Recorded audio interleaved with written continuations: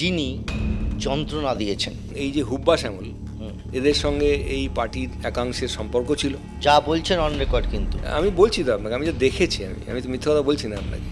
সত্যি কি আপনি শাসক বিরোধী ছিলেন?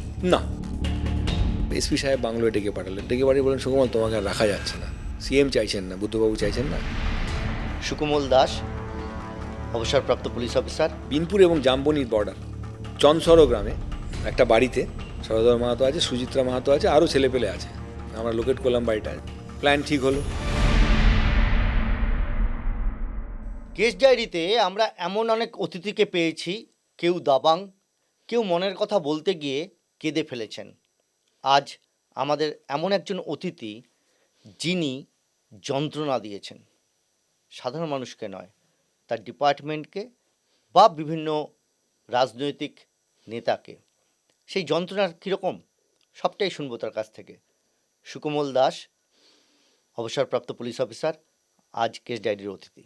নমস্কার। প্রথম শুরু করব যেভাবে শুরু করি আমরা, যে কি মানে জীবনটা, পুলিশের চাকরিটা হঠাৎ কেন, কিভাবে, কেন? পুলিশের চাকরি অ্যাকচুয়ালি আমার বাবা রেলওয়েতে চাকরি করতেন। তো বাবা 1975-এর রেল স্ট্রাইকে অ্যারেস্ট হয়েছিলেন। আচ্ছা। তো জেলেও ছিলেন, চাকরিও চলে গেছিল। পরে জর্জ ফার্নান্ডেজের যখন সরকার আসে, জনতা দল আর কি, মোরারজি দেশাইয়ের, তখন উনি চাকরি ফিরে পান। কিন্তু জেলে গিয়ে ওনার শরীর খারাপ হয়ে যায়, অর্ধেক দিনই চাকরি করতে পারতেন না। ভালো চাকরি করতেন, জেলে স্টেশন মাস্টার ছিলেন। আমরা 3 জন ভাই বোন ছিলাম। তো ন্যাচারালি বড় ছেলে হিসেবে যেরকম হয় আর কি, চাকরি করতে হবে, একটার পর একটা চাকরি ছাড়ছিলাম। তো বাড়িতে এটা নিয়ে খুব অশান্তি হচ্ছিল। বাবা মা বলছিল যে তুই চাকরি ছাড়ছিস, চাকরি পাচ্ছে না লোকে। তো তারপরে জোর করি, এই চাকরিতে আমি কোনোদিন ঢুকতে চাইনি, এই চাকরিতে আমি কোনোদিন আসতেও চাইনি। কেননা আমার এখনও মনে পড়ে যে 75-এ যখন রেল স্ট্রাইক হয়েছিল, বাবাকে জিআরপি, আরপিএফ এরা মিলে রাত্রেবেলা প্রায় পেটাতে পেটাতে অ্যারেস্ট করতে নিয়ে গেছিলাম। পুলিশের প্রতি আমার একটা খুব ভালো ধারণা ছিল না কোনো কালই। আর আমি কোনো দিনই জঞ্জিরের অমিতাভকে দেখে উদ্বুদ্ধ হইনি যে আমাকে জঞ্জিরের মতো পুলিশ অফিসার হতে হবে। বাট আলটিমেটলি যেটা হয়েছে, আমি এসে পড়েছি, এসে পড়ে দেখলাম যে সে উইমুন্ন চক্রবহুর মতো আটকে গেছি, বেরোনোর রাস্তা নেই। তো ন্যাচারালি লড়াই, একটু নড়ানড়ি, ঠিক আছে, থেকে চাকরির ট্রেনিং পিরিয়ড তো শেষ হলো, ট্রেনিং শেষ হলো। তারপরে পোস্টিং কোথায় হলো? পোস্টিং আমাদের তখন পশ্চিম দিনাজপুরে হয়েছিল। আচ্ছা, হ্যাঁ, তখন পূর্ব পশ্চিম ছিল না, হ্যাঁ। তো যখন হয়েছিল তখন প্রথম আমি গোয়ালপুকুর থানায় প্রবেশনার ছিলাম। আচ্ছা। তো ওইখান থেকে আবার সেকেন্ড ইয়ার প্রবেশন আমাদের হতো। তো অ্যাজ সাব ইন্সপেক্টর ঢুকেছিলাম পরীক্ষা দিয়ে। তো সেকেন্ড ইয়ার প্রবেশনার আমি ছিলাম হচ্ছে গঙ্গারামপুর থানায়। আচ্ছা। তারপরে আমি বালুরঘাট থানায় আসি। সবই দিনাজপুরের মধ্যে? হ্যাঁ, দিনাজপুরের মধ্যে। ওখানে আমি কুমারগঞ্জ আর আপনার গঙ্গারামপুর থানায় বসেছিলাম। তারপরে আমি হুগলিতে চলে আসি আর কি। আচ্ছা, এই যে নর্থ বেঙ্গলে কাটালেন, ওখানে মানুষজন দেখলেন, পুলিশিং দেখলেন।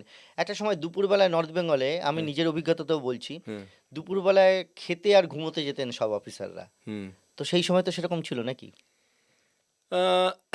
আমি যেখানে ছিলাম কুমারগঞ্জে, সেটা অ্যাকচুয়ালি সীমান্ত অধ্যুষিত এলাকা, এমনি তো শান্তিপূর্ণ এলাকা। সেরকম খুব একটা ট্রাভেল কিছু ছিল না। তবে এই মাঝে মাঝে আপনার বিকে বলে একটা নকশালি সংগঠন ছিল, তারা মাঝে মাঝে রোড ফোড ব্লক করতো। কোনো সময় বিএসএফ গুলি করে হয়তো বাংলাদেশ অনুপ্রবেশকারীকে মারতো টারতো, এরকমের হতো। আর ওখানে তখন বামফ্রন্ট ভার্সেস আপনার, তখন তো তৃণমূল কংগ্রেস আসেনি, কংগ্রেসের একটা লড়াই ছিল আর কি, মাঝে মাঝেই বাধ্য। না, যেটা বলছিলাম যে আমি দেখেছি নর্থ বেঙ্গলে একটা সময় পর্যন্ত, এই 2002-03 সাল পর্যন্ত, যে দুপুরবেলায় থানা শান্ত, কোনো লোকজন নেই, আসে ঘুমোতে যাচ্ছে, এরকম টাইপের। হ্যাঁ, ঠিক, এরকম টাইপের নিরিবিলিতে একদম। এবং আমি বলবো যে নর্থ বেঙ্গলের মানুষজন খুব ভালো, মানে as compare to south Bengal. ওখানে সমস্যা নেই, ঝামেলা নেই, মানুষও খুব সরল সাদাসিধে। তা সেখানকার কোনো অভিজ্ঞতা আছে, এমন কোনো অভিজ্ঞতা যেটা অন্যরকম পুলিশের জীবনে মনে হয়েছে, এরকম কোনো অভিজ্ঞতা যেটা মানে অদ্ভুত লেগেছিল প্রথম চাকরি জীবনের? তো সেই জন্যই জিজ্ঞাসা করছি। গোয়ালপুকুরে যখন ছিলাম, তখন ফার্স্ট ইয়ার প্রফেশনার। তো আমি একটা বাড়িতে রেড করতে গেছিলাম গোয়ালপুকুরে। তো একটা চুরি কেসের সাসপেক্ট। তো রেড করার পরে আমি তাকে ধরেও ছিলাম। ধরার পরে এবার তার বাড়ি সার্চ করছিলাম যে চোরাই মালটাল পাওয়া যাবে কিনা। তো আমি 2টো প্যাকেট পেয়েছিলাম। আপনি জিজ্ঞেস করেন প্যাকেট দুটো কী, ওটা ছিল, একটা ছিল কন্ট্রাসেপটিভ পিলস আর একটা কন্ডোমের। আচ্ছা। যে সাসপেক্ট ছিল সন্দেহভাজন, তার দুটো বাচ্চা ছিল। তো মুসলিম, আমাদের যে একটা গড়পড়তা ধারণা আছে মুসলিম মানেই গাদা গাদা বাচ্চা পয়দা করছে। তো সেদিনকে এই এই ধারণাটা, এই যে ব্যাপারটা, এটা আমাকে নাড়িয়ে দিয়েছিল। তা আমি পরদিন সকালবেলা জিজ্ঞেস করেছিলাম, ভাই তোমার বাড়িতে তো চোরাই, সাসপেক্টেড হ্যাঁ হ্যাঁ হ্যাঁ, কিছু একটা চোরাই মাল তো কিছু পাওয়া গেছিলো অল্প, কিন্তু মানে ওইগুলোও পাওয়া গেছিলো, তা ওগুলো তো নিইনি আমরা। তো আমি বললাম যে ভাই তোমরা এই যে, বলছে স্যার বাচ্চা বেশি পয়দা হলে খাওয়াবো কোথায়, হ্যাঁ লেখাপড়াও তো শেখাতে হবে।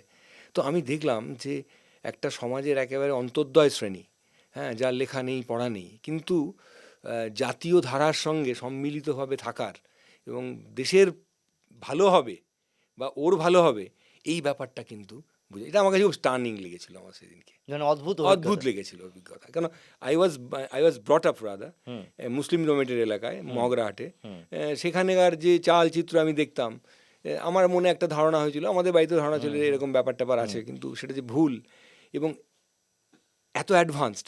হ্যাঁ, তো ধরুন 91-2-তে, তো তখন তো মানুষ অত ভাবেনি, জনসংখ্যা আরও কম ছিল। ঠিক। হ্যাঁ, তো সেই নিরিখে আমার খুব অদ্ভুত লেগেছিল। এরপর ওখানে যখন চাকরি করতে গেলেন, এই যে আস্তে আস্তে পুলিশিং শেখা, অভিজ্ঞতা হওয়া, এমন কাউকে ধরেছেন বা এমন কাউকে পেয়েছেন যেটা খুব মানে অন্য রকম? আমি যখন ওসি কুমারগঞ্জ ছিলাম, আমাদের কাছে একটা টিপ অফ এসেছিল যে অ্যাকচুয়ালি কুমারগঞ্জ থানার, আমার যতদূর মনে পড়ে 47 কিলোমিটার বর্ডার ছিল এবং সেটা আনফেন্স ছিল তখন। বিএসএফও তত সংখ্যায় ছিল না। তো আমাদের কাছে টিপ অফ আসে একটা, যে এরকম একজন হিজবুল মুজাহিদিনের মিলিটেন্ট, হ্যাঁ, সে আপনার বাংলাদেশ থেকে মানে কাশ্মীরে আবার ফিরবে বারামুল্লাতে দিকে, এবং মানে কাশ্মীরে বাড়ি? হ্যাঁ, কাশ্মীরে বাড়ি, কাশ্মীরে বাড়ি। কাশ্মীর থেকে গেলেন কোথায়, মানে সে গিয়েছিল কোথায়? না, পরে আমি আসছি এই জায়গাটা। আচ্ছা। তো আছে, তো আমরা বিএসএফের যৌথ অভিযান করেছিলাম, আমরা লজিস্টিক সাপোর্ট টাপোর্ট দিয়েছিলাম আর কি। তো ধরা পড়েছিল, ওনার নাম ছিল রমজান লোন, বাড়ি হচ্ছে বারমুল্লাতে, আচ্ছা। এবং উনি হিজবুল, কাশ্মীরের, উনি হিজবুল মুজাহিদিনের অপারেটিভ। তো যখন আমরা ওকে ধরলাম, তখন ধরুন আমি জানতে পারলাম জিজ্ঞাসাবাদ করে, আমরা জিজ্ঞেস করেছিলাম, জিজ্ঞেস করেছিল, এসআইবি এসছিল, সেন্ট্রাল ওই সাবসিডি ইন্টেলিজেন্স ব্যুরো যেটা বলে, ওরা এসছিল, লাগাতার জিজ্ঞাসাবাদ হয়েছিল। আমরা যা জানতে পারলাম যে ওর বাড়ি বারমুল্লাতে। ওরা যে রুটটা নেয় সেটা হচ্ছে প্রথমে নেপাল যায়, নেপাল থেকে ও পিওকেতে গেছে ফেক পাসপোর্ট করে, ওখান থেকে বানিয়েছে পাকিস্তান অকুপাইড কাশ্মীরে। ওখানে গিয়ে যে হিজবুল মুজাহিদিনের যে নেতা আছে বুরহানুদ্দিন রব্বানি, ওর কাছে চিঠি নিয়েছে, চিঠিটাও আমাদের সিজার হয়েছিল।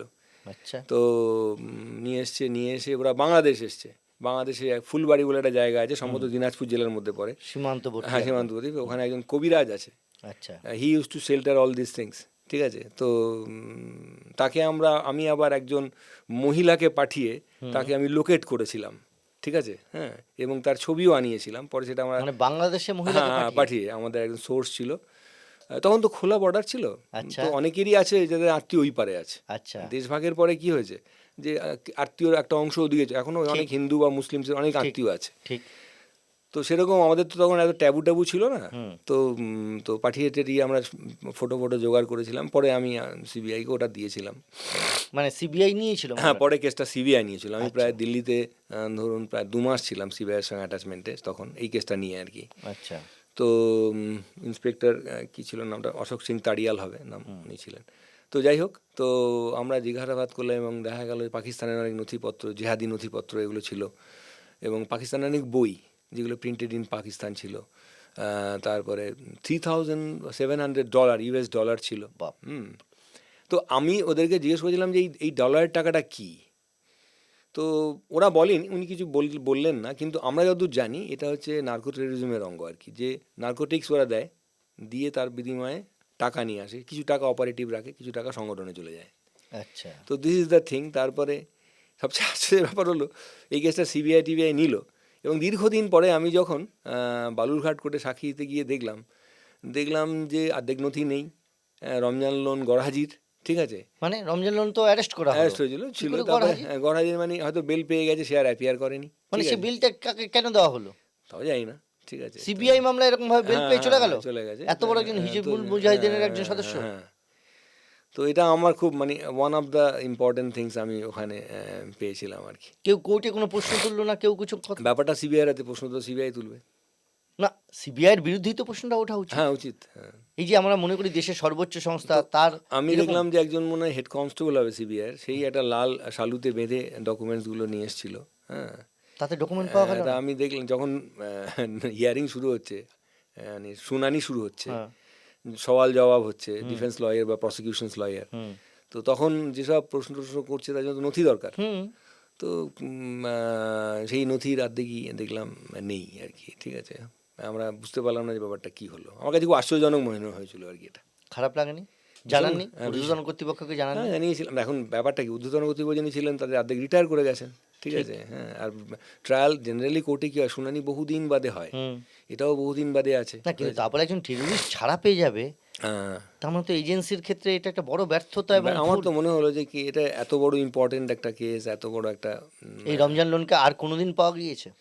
না, এরপরে আর আমরা দেখিনি। আমি তারপরে তো বদলি হয়ে চলে এসেছি ওই জেলা থেকে না 1998-এ। কোনোদিন ওই কেসটার আর কোনো সাক্ষী দিতে গিয়ে না, বা না, কোনো, না, একদিনই গেছিলাম, আর যাওয়া হয়নি।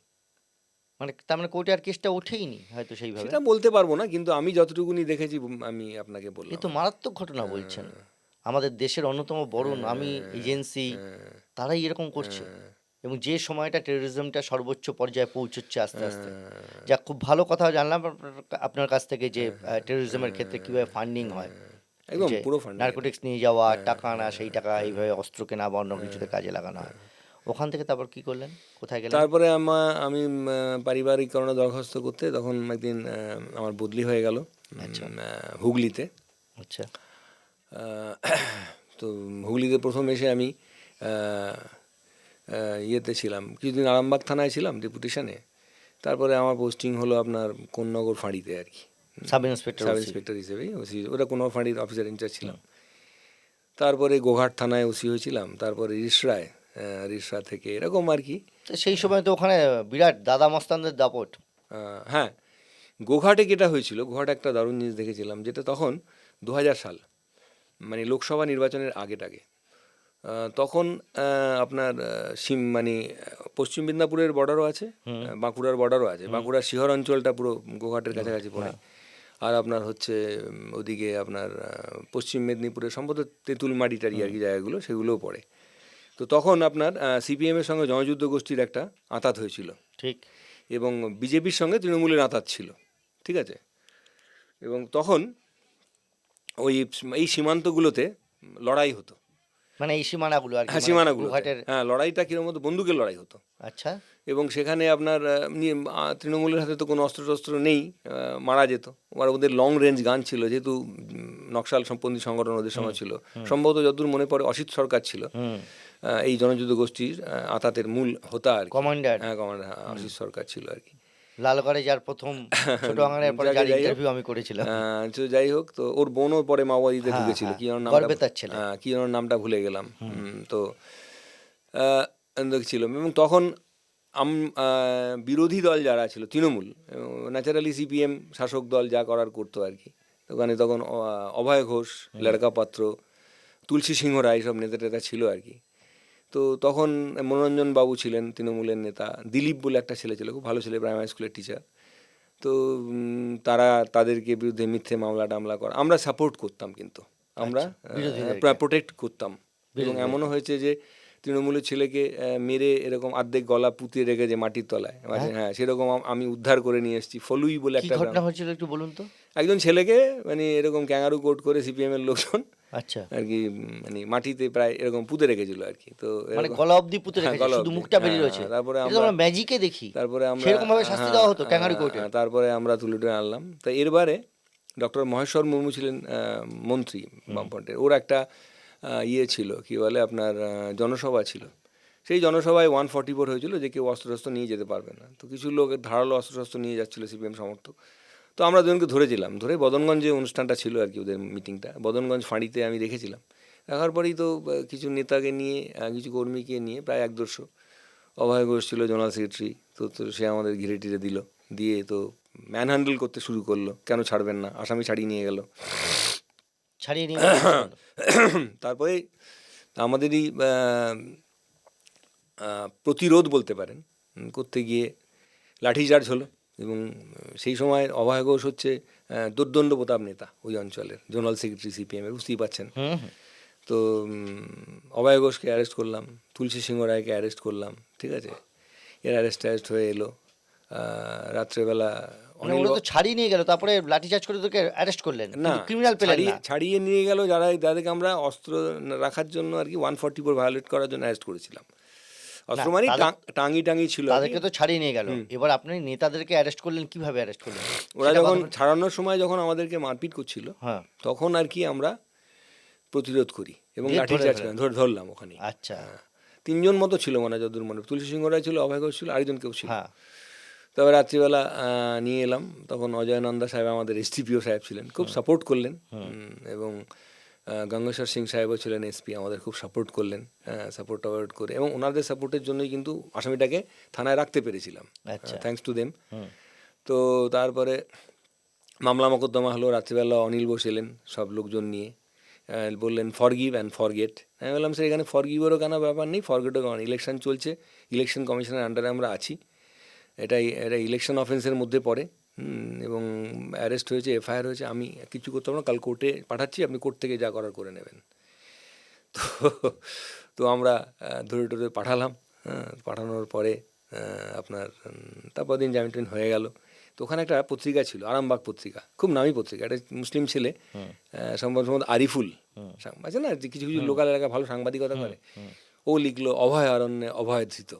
আচ্ছা, তো এই হেডলাইনটা আমার এখনো মনে বিধে আছে, যে মানে ওদেরই অভয়ারণ্য, সেখানে অভয়কে আপনি অ্যারেস্ট করে নিয়েছিলেন, ধৃত হলো আর কি। হ্যাঁ, তো এটা কিন্তু বুস্ট হয়েছিল, কিন্তু খারাপ লাগে যখন দেখি যে তৃণমূল ক্ষমতায় এসছে, দিলীপ নেই, মনোরঞ্জন দা নেই, যারা পুরনো ছিল, খারাপ লাগে, দেখা সে হয়েছিল। তো থাকবেই, হতেই থাকে, রাজনীতির সব হয়। সব হয়। আপনি তা সেখান থেকে তারপরে সেখান থেকে আমি রিস রায় ওসি হয়েছিলাম, ঠিক আছে। আচ্ছা, রিস রায় গিয়ে দেখলাম যে দিলীপ সরকার ছিল চেয়ারম্যান আচ্ছা, সিপিএম এর। দিলীপ সরকার মানে রিস রায়ের একদম কিংবদন্তি আর কি, আগে বললাম উনি যা বলবেন তাই হবে।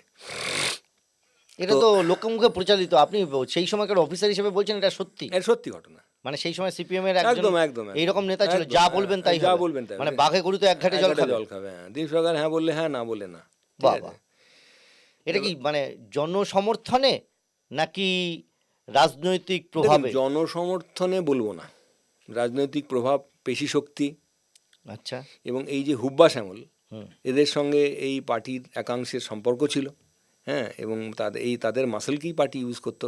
হ্যাঁ, যা বলছেন অন রেকর্ড, কিন্তু আমি বলছি তো আপনাকে, আমি যা দেখেছি, আমি তো মিথ্যা কথা বলছি না আপনাকে, আমি কারোর নাম নিয়ে বলছি না, আমি বলছি যে পার্টির কথা বলছি, ঠিক আছে। আচ্ছা, তো ইউজ করতো। তো আমি একটা ঘটনা বলি আপনাকে।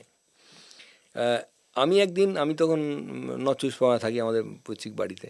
তো আমি একদিন এসডিপিও সাহেবকে বলে আমি বাড়ি গেছিলাম। তো গিয়ে দেখি, শুনলাম ফোনে যে এরকম থানা তালা লাগিয়ে দিয়েছে দিলীপ সরকার।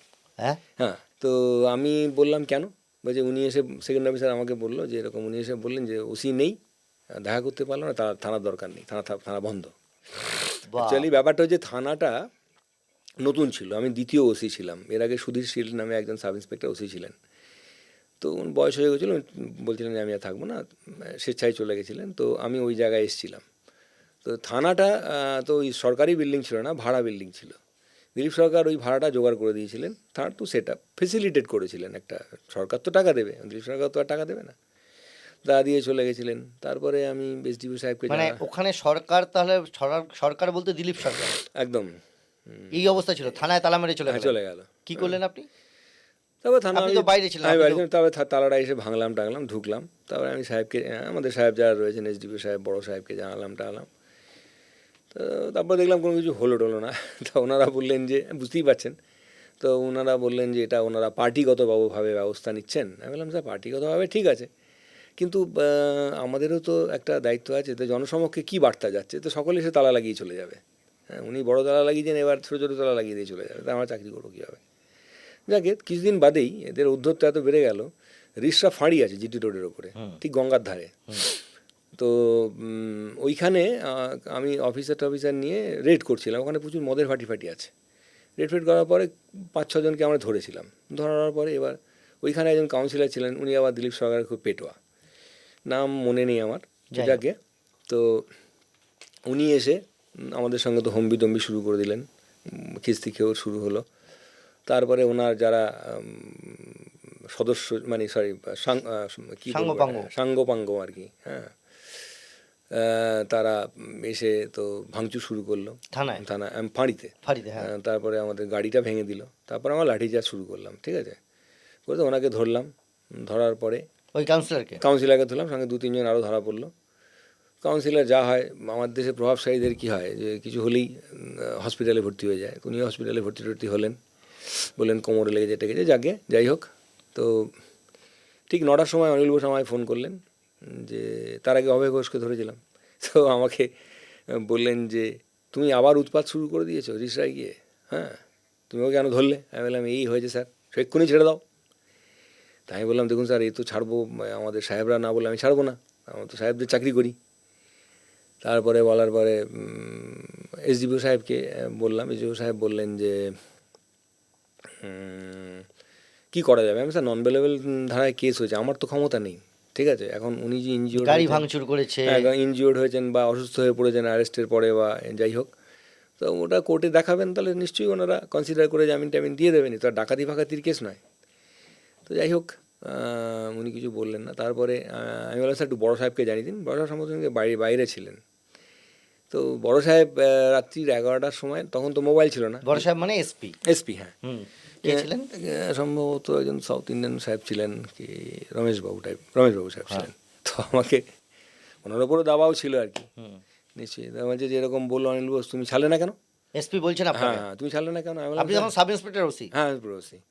এসপি এইভাবে কথা বলছে যে অনিল বোস বললো ছাড়েন না কেন? কেন? আমি বললাম যে স্যার অনিল বোস বলেছে, স্যার কেন ছাড়বো স্যার, আপনি আমার এসপি, আপনি বললে আমি দেখতাম আইনগতভাবে কি আছে, তারপর ছেড়ে দিতাম স্যার। তো উনি বললেন যে না, তুমি অন্যায় করেছো, ভুল করেছো তুমি, হ্যাঁ ছাড়তেই পারতে।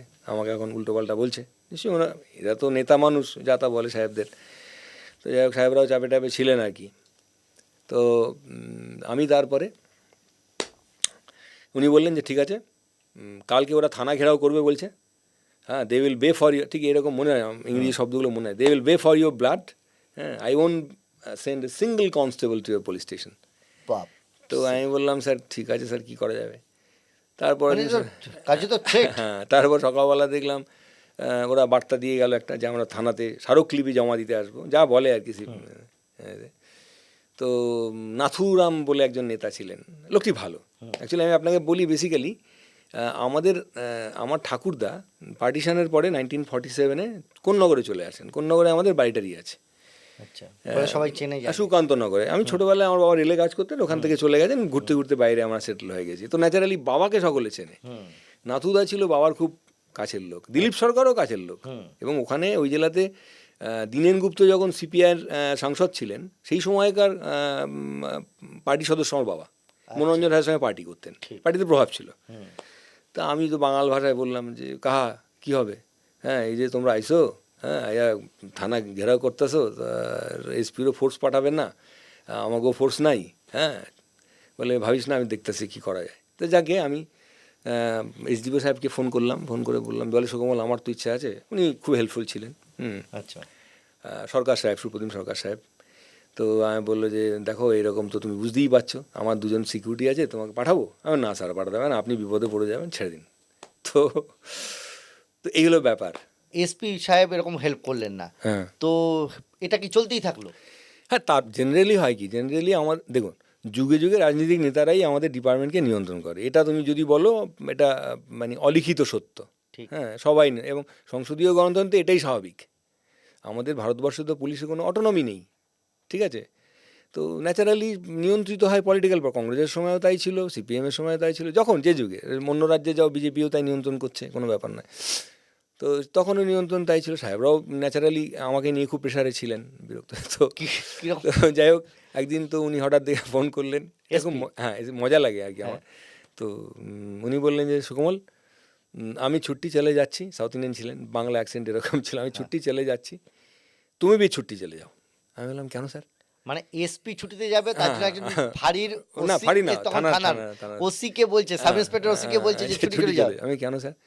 वो जो সিপিএমের লোকরা এসে বললো কি যে আপনি চলে যাবেন, ও ডিস্টার্ব করা শুরু করে দিবে, ঠিক আছে, আপনি ছুটি যাচ্ছেন, ওকেও ছুটি নিয়ে যান, ঠিক আছে। তো আমি 10 দিন ছুটি, তো তখন তো মাইনে কম পাই, মানে কোথায় যাব, ঠিক আছে। তো আমার বাড়িতে বলছি 10 দিন গিয়ে কোথায় থাকা যাবে, আমি দীঘাতে নয় 2-3 দিন থাকা যাবে, ঠিক আছে। মানে প্রথম দীঘার কথা তো মনে হলো আর কি। তো তখন আমার বাচ্চাটা হয়েছে সবে, তো যাকে তো আমার দীঘা টিঘা গেলাম টেলাম ঘুরে টুরে এলাম। তারপর আবার উনি বলেছিলেন ফোন করতে কন্ট্রোল রুমে, ওনার কন্ট্রোল রুমে আবার ওনার বাড়িতে ফোন করলো, বললো হ্যাঁ অমুক দিন জয়েন করবে সাহেব। তো যেদিন জয়েন করলো তারপরের দিন আমি জয়েন করলাম। মানে এসপি ছুটিতে গেলে ছুটিতে যেতে হলো, আগে জেনে নিতে হলো এসপি জয়েন করবে হ্যাঁ, কিনা, হ্যাঁ, তারপর এসপি জয়েন করার পর দিন জয়েন জয়েন করলাম, করতে হ্যাঁ। হলো। তো এটা আমার পুলিশ জীবনে খুব একটা মানে এটা কি বলবো, এটা খুব মানে আমোদজনক ব্যাপার আর কি, মনে হয় আর কি, যেটা কীরকম ফানি থিং আর কি। খারাপ লাগা ছিল না? তুমি যখন না মানে আমি আমার জীবন দিয়ে বুঝেছি আর কি, মানে তুমি যখন শাসকের বিরুদ্ধে কথা বলবে না, তখন তুমি ভীষণ বিপদে পড়বে। এবং আমাদের ডিপার্টমেন্টে বটেই, আমাদের ডিপার্টমেন্টে হয় কি, যখন শাসক তোমার সঙ্গে, তুমি দেখবে সবাই সিনিয়র জুনিয়র সব তোমার সঙ্গে, ম্যাক্সিমাম, সবার কথা বলছি না, মানে ধরো 70% তোমার সঙ্গে, কিন্তু যেই তুমি শাসকের বিরোধী মানে সেন দৃষ্টিতে পড়ে গেলে, বিষ নজরে পড়ে গেলে, তখনই তোমার সঙ্গে কেউ নেই। এবং তোমার সঙ্গে তোমাকে ফোন করতে ভয় পাবে, তোমার ফোনে কথা বলবে না, এড়িয়ে যাবে। আমি দেখেছি এটা জীবনে। এই যে হুব্বা শ্যামলের কথা বললেন, হুব্বা শ্যামল সেই সময় হ্যাঁ, শাসকদের সঙ্গে যুক্ত। হুব্বা শ্যামল, আমি বলছি তোমাকে, আমি গিয়ে দেখলাম যে হুব্বা শ্যামল মানে মোটামুটি ধরো উত্তরপাড়া, হুগলিতেই বলি, উত্তরপাড়া থেকে শুরু করে নিয়ে একেবারে চুঁচুড়া অবধি ওর দখলে, ওদিকে মগরা ফগড়াতেও ওর কথা চলে। কি করতো? হুব্বা শ্যামলের ছিল তোলাবাজি 1 নম্বর, কাদের থেকে? ব্যবসায়ী? ব্যবসায়ী, বড় বড় বড় বড় লোকজনদের থেকে। আর ছিল বন্ধ কারখানাগুলোকে লুট করা। সিপিএমের মতো কারখানাগুলো বন্ধ হয়ে গেছিলো। যেমন ধরো আমি বলছি তোমাকে, জেকে স্টিল নামে একটা ফ্যাক্টরি ছিল রিসার স্টেশনের পাশে, তুমি দেখতে পাবে, ট্রেন থেকে দেখা যায়, সেটা বন্ধ হয়ে গেছিলো। তো আমরা যখন হুব্বা শ্যামলকে খুঁজে বেড়াচ্ছি, তো আমাদের একজন সোর্স খবর দিল যে সেটা মহেশতলা এলাকায় থাকে। মহেশতলায় তখন ওসি ছিল আনন্দ সরকার। তো আমরা রেড করতে গেলাম, আমাদের সঙ্গে একজন ছিলেন সিনিয়র, এখন অনেক সিনিয়র আইপিএস, ত্রিপুরারি সাহেব, হ্যাঁ, তখন অ্যাডিশনাল এসপি ছিলেন। তখন আমাকে ওই রিসরা থেকে বদলি করে দিয়েছিল, প্রথমে ডিআইবি, তারপরে একটা টাস্ক ফোর্স রমেশবাবু সাহেব করেছিলেন সুব্বাকে ধরার জন্যই আর কি। তো আমরা বললো যেরকমভাবে আপনি মহেশতলায় চলে যান স্যার, ওইসি ফ্যাক্টরিতে ও থাকে, ঠিক আছে। আর রমেশ মাহাতো নাকি মহেশতলায় আগে থাকতো, ওর বাবা ট্যাক্সি ফ্যাক্সি চালাতো, তো ওরা দুজনেই ওখানে থাকছে, তখন হুব্বা আর রমেশ এক গ্রুপে আছে। তো আমরা গেলাম, তো গিয়ে এসি ফ্যাক্টরিতে দেখলাম যে হ্যাঁ, জেকে স্টিলের সমস্ত মাল ওখানে পড়ে আছে, ঠিক আছে, পুরো কারখানাটা তুলে নিয়ে ওখানে চলে গেছে। আচ্ছা, বুঝতে পারছো তো, মানে একটা কারখানা পুরো চুরি করে নিয়ে অন্য ওখানে জায়গায় চলে গেছে। তারপরে আমি শুনলাম ওখানে যে তোমার ইয়ে আছে না, তোমার চেম্বার অফ কমার্স, হুব্বা নাকি সেই চেম্বার অফ কমার্সের মেম্বার হয়ে গেছে, ঠিক আছে। বুঝতে পারছো, যে শিল্প ও কারখানা তৈরি করবে আর কি। আচ্ছা, তো এই ও জেকে স্টিল উঠিয়ে নিল, বিন্দাল ফ্যাক্টরি তুলে নিল, বহু ফ্যাক্টরি এরকম একের পর একটা, তারপরে আরেকটা ফ্যাক্টরি যেখানে ওর বাবা চাকরি করতো। তো হুব্বার অ্যাকচুয়ালি বাড়ি কোথায়? বাড়ি ছিল ধর্মডাঙ্গায়, ঠিক রিসরা থানার যেখানে জুরিডিকশন শেষ হচ্ছে টুয়ার্ডস কোন্নগর, ঠিক ওখান থেকে রিসরা থানা থেকে ধরো কত হবে, 2-2.5 কিলোমিটার হবে। এই বেড়ে ওঠা বড় হওয়া কিভাবে? ওর বাবা একটা ওইখানে কোনো একটা কাপড়ের ফ্যাক্টরিতে কাজ ফাজ করতো, তারপরে নাকি এরকম ওই কাপড়ের ফ্যাক্টরি থেকেই নাকি চুরি টুরি করতো, মানে ছোট চোর থেকে আস্তে আস্তে আস্তে আস্তে আস্তে আস্তে এরকম মস্তান শুরু হয়ে গেল। এবং ওর যেটা ছিল, ওর টিমে কিন্তু বহু জায়গার ছেলে ছিল, বহু। তুমি গয়েশপুরের একটা ছেলে ছিল, নামটা ভুলে গেলাম, সব শুটার ছিল। মোগল সরাইয়ের একটা ছেলে ছিল বেনারসি বাপি বলে। তারপরে হাওড়ার যে লোহাপট্টি এলাকার সঞ্জয় সিং, সুভাষ সিং, এরা ছিল। তারপরে ধরুন তোমার আমাদের রিসরা এলাকারই অনেক কিছু, মানে বিরাট এলাকা জুড়েও কাজ করতে, প্রচুর এবং জায়গার লোকজন। আমি একবার অজয় কুমার সাহেব তখন এসপি হুগলি ছিলেন, খুব উনি এটার ব্যাপারে খুব ইন্টারেস্টেড ছিলেন। তা উনি আমাকে পার্সোনালি লাগিয়েছিলেন পোলবা থানায় ওসি করে, যে এইটাকে দেখার জন্য আর কি। তো আমি একবার একটা কেসে আমি সুভাষ সিংকে নিয়ে এসেছিলাম তুলে, আচ্ছা, হুব্বাকে ধরার জন্য। কি করে ধরলেন? না, সুভাষ সিং ওখানে অ্যাকচুয়ালি ও লোহার মাফিয়া ছিল আর কি। এখন মনে হয় মার্ডার ফার্ডার হয়ে গেছে না, মরে গেছে, জায়গাটা হবে। তো খুব নামী লোক, তুমি যদি আচ্ছা। হাওড়ার অফিসারতে জিজ্ঞেস করো জানতে পারবে। তো তুলে নিয়ে আসলাম, আমি ওকে জিজ্ঞাসা করছিলাম যে কাহা रहता है हुब्बा। मुझे सर वो झून लेके निकालता है मर्डर करने के लिए, जब निकालता है तो 100 150 200 लड़का रहता है और वो बहुत रूथलेस है सर, कोई नहीं बोलेगा वो कहाँ है, और आप क्यों इतना कोशिश करें, आप भी मर्डर हो जाएंगे। तो দিস ওয়াজ শ্যামল। আমি তোমাকে একটা কথা বলি, এই হুব্বা নামটা কেন হয়েছিল? হুব্বা মানে মাথা মোটা বেসিক্যালি, আচ্ছা, বেসিক্যালি মাথা মোটা ছিল। বেসিক্যালি মাথা মোটা টাইপের। হুব্বা আচ্ছা মানে কি যা যা বলবে তাই করে দেবে, আচ্ছা। হ্যাঁ বলে না হুব্বা টাইপের ছেলে, হুম, এরকম হুম, টাইপের আর কি। হুম। তো আমি তোমাকে একটা ঘটনা বলি। এসডিপিও সাহেব যখন এসডিপিও শ্রীরামপুর আমাকে একদিন এসে বললেন যে সুকমল এরকম একটা খবর পাওয়া গেছে যে বস্ত্র বিতরণ হচ্ছে। কে এসডিপিও? সরকার সাহেব, সুপ্রতিম সরকার সাহেব আচ্ছা। ছিলেন। তো ওনার খুব ইন্টারেস্ট ছিল। হুম। তো তো উনি বললেন বস্ত্র বিতরণ হচ্ছে হ্যাঁ বস্ত্র বিতরণ হচ্ছে ধর্মডাঙ্গায়, মানে সুব্বার বাড়ির জায়গায়? হ্যাঁ বাড়ির জায়গায়। ওরা সব মাচান ফাচান বেঁধেছে, তো ওইখানে নাকি হুব্বা আসবে। এই খবরগুলো দিত বিদ্যুৎ বলে একজন কংগ্রেস কর্মী। আচ্ছা। বিদ্যুৎ রেলে অ্যাসিস্ট্যান্ট ড্রাইভার ছিল, খুব ভালো ছেলে, হুম। লেখাপড়া জানা ছেলে, কংগ্রেস করতো এবং যে এই বন্ধ কারখানা নিয়ে প্রচুর আন্দোলন করেছিল এবং এই জন্য সিপিএমের একেবারে রক্তচক্ষু দেখেছিল আর কি ও, ঠিক আছে। তো আমি বললাম ঠিক আছে স্যার চলুন তাহলে কী প্ল্যান প্রোগ্রাম হবে। তখন বললেন একটা উনি মারুতি ভাড়া করে নিয়ে আসছেন, ওনার সঙ্গে স্বজন সোম বলে একজন কন্যাগর ফাঁড়ির ওসি ছিল, আমাদের পরের ব্যাচে, ভালো ছেলে। তো দুপুর 2টো না 3টে নাগাদ উনি এসে গেলেন। তাই আমি বললাম ঠিক আছে সিভিলে যাবো। তো উনি ওনার সিকিউরিটি স্বজন আর আমি, আমার সঙ্গে সিং বলে একজন কনস্টেবল ছিল খুব সাহসী, আরেকজন সিকিউরিটি বা ইএফ লাইন থেকে সাহেব নিয়ে এসেছিলেন, 5-6 জন আর কি 5-6 জনের একটা টিম। তো কথা হলো যে উনি আগে যাবেন, গিয়ে রেকি করে আসবেন, দেখে আসবেন কোথায় যায়, কারণ আমাকে সবাই চেনে। হুম, উনি যাবেন, স্বজনকেও খুব একটা কেউ চেনে না, তখন আমার নতুন পোস্টিং হয়েছিল। হুম। যাবেন, তারপরে আমরা যাব, ওনারা যখন ফোন করবেন তখন আমি যাব। তো সবাই আমরা সিভিলে, আর্মস টার্মস ছিল।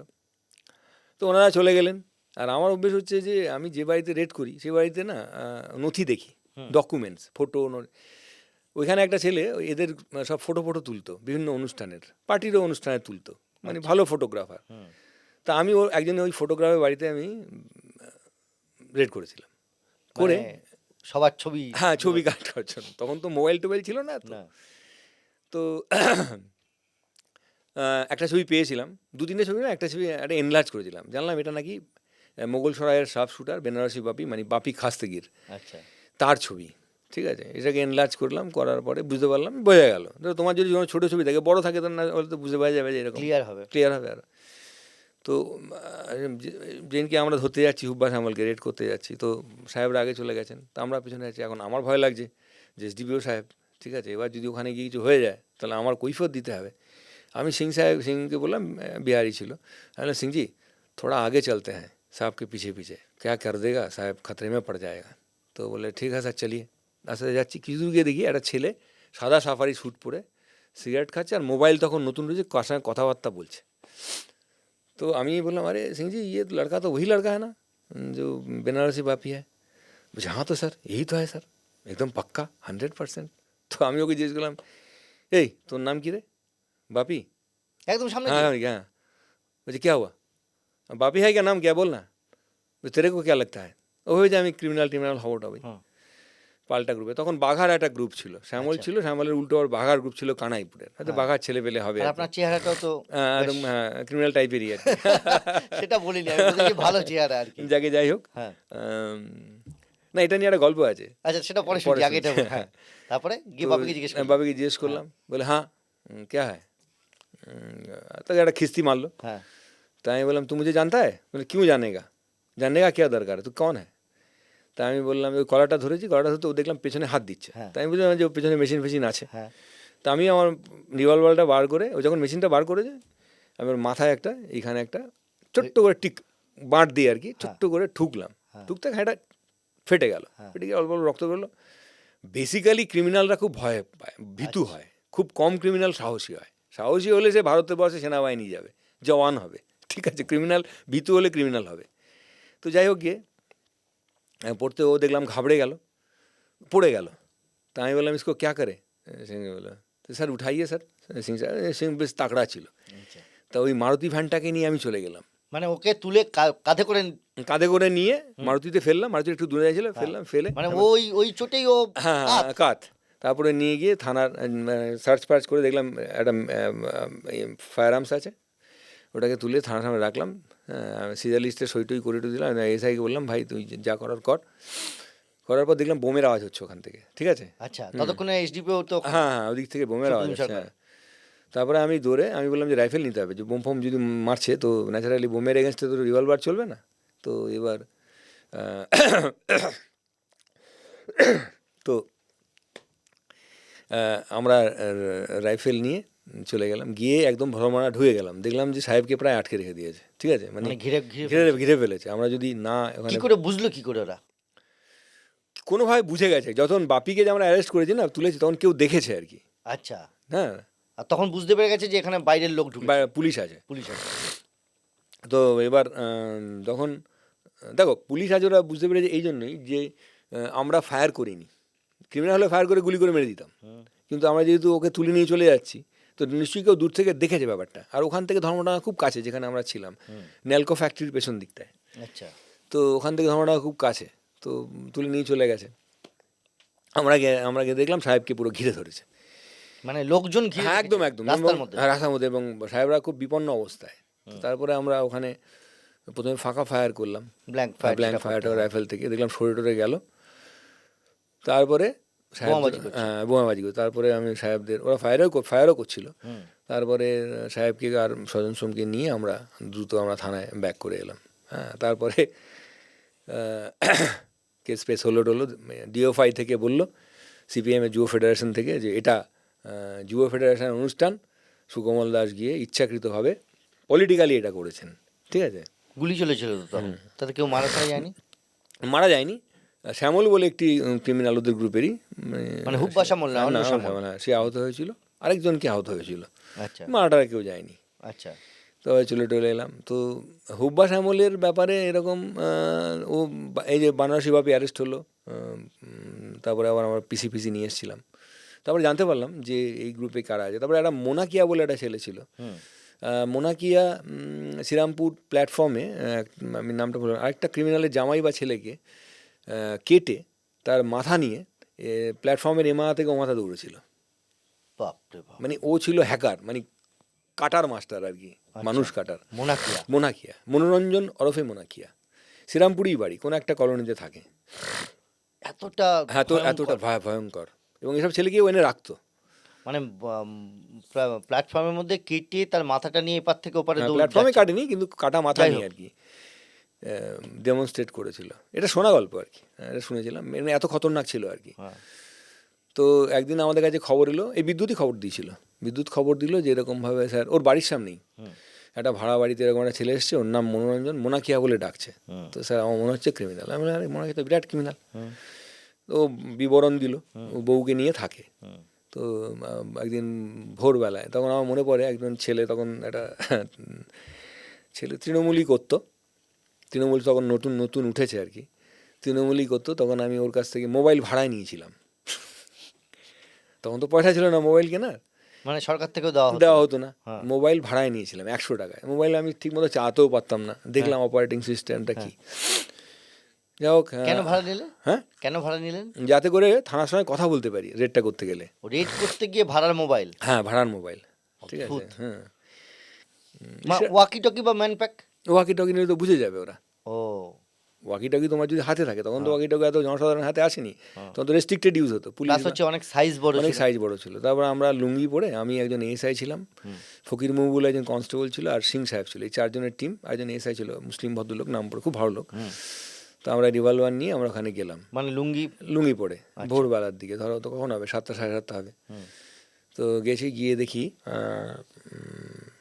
ওর ঘর টিনের দরজা আছে, তো দেখি মানে ছ্যাঁদা হয়ে রয়েছে ভেতরটা, চোখ দিয়ে দেখলাম ঢুকিয়ে যে শুয়ে আছে মানে তোমার উবুড় হয়ে।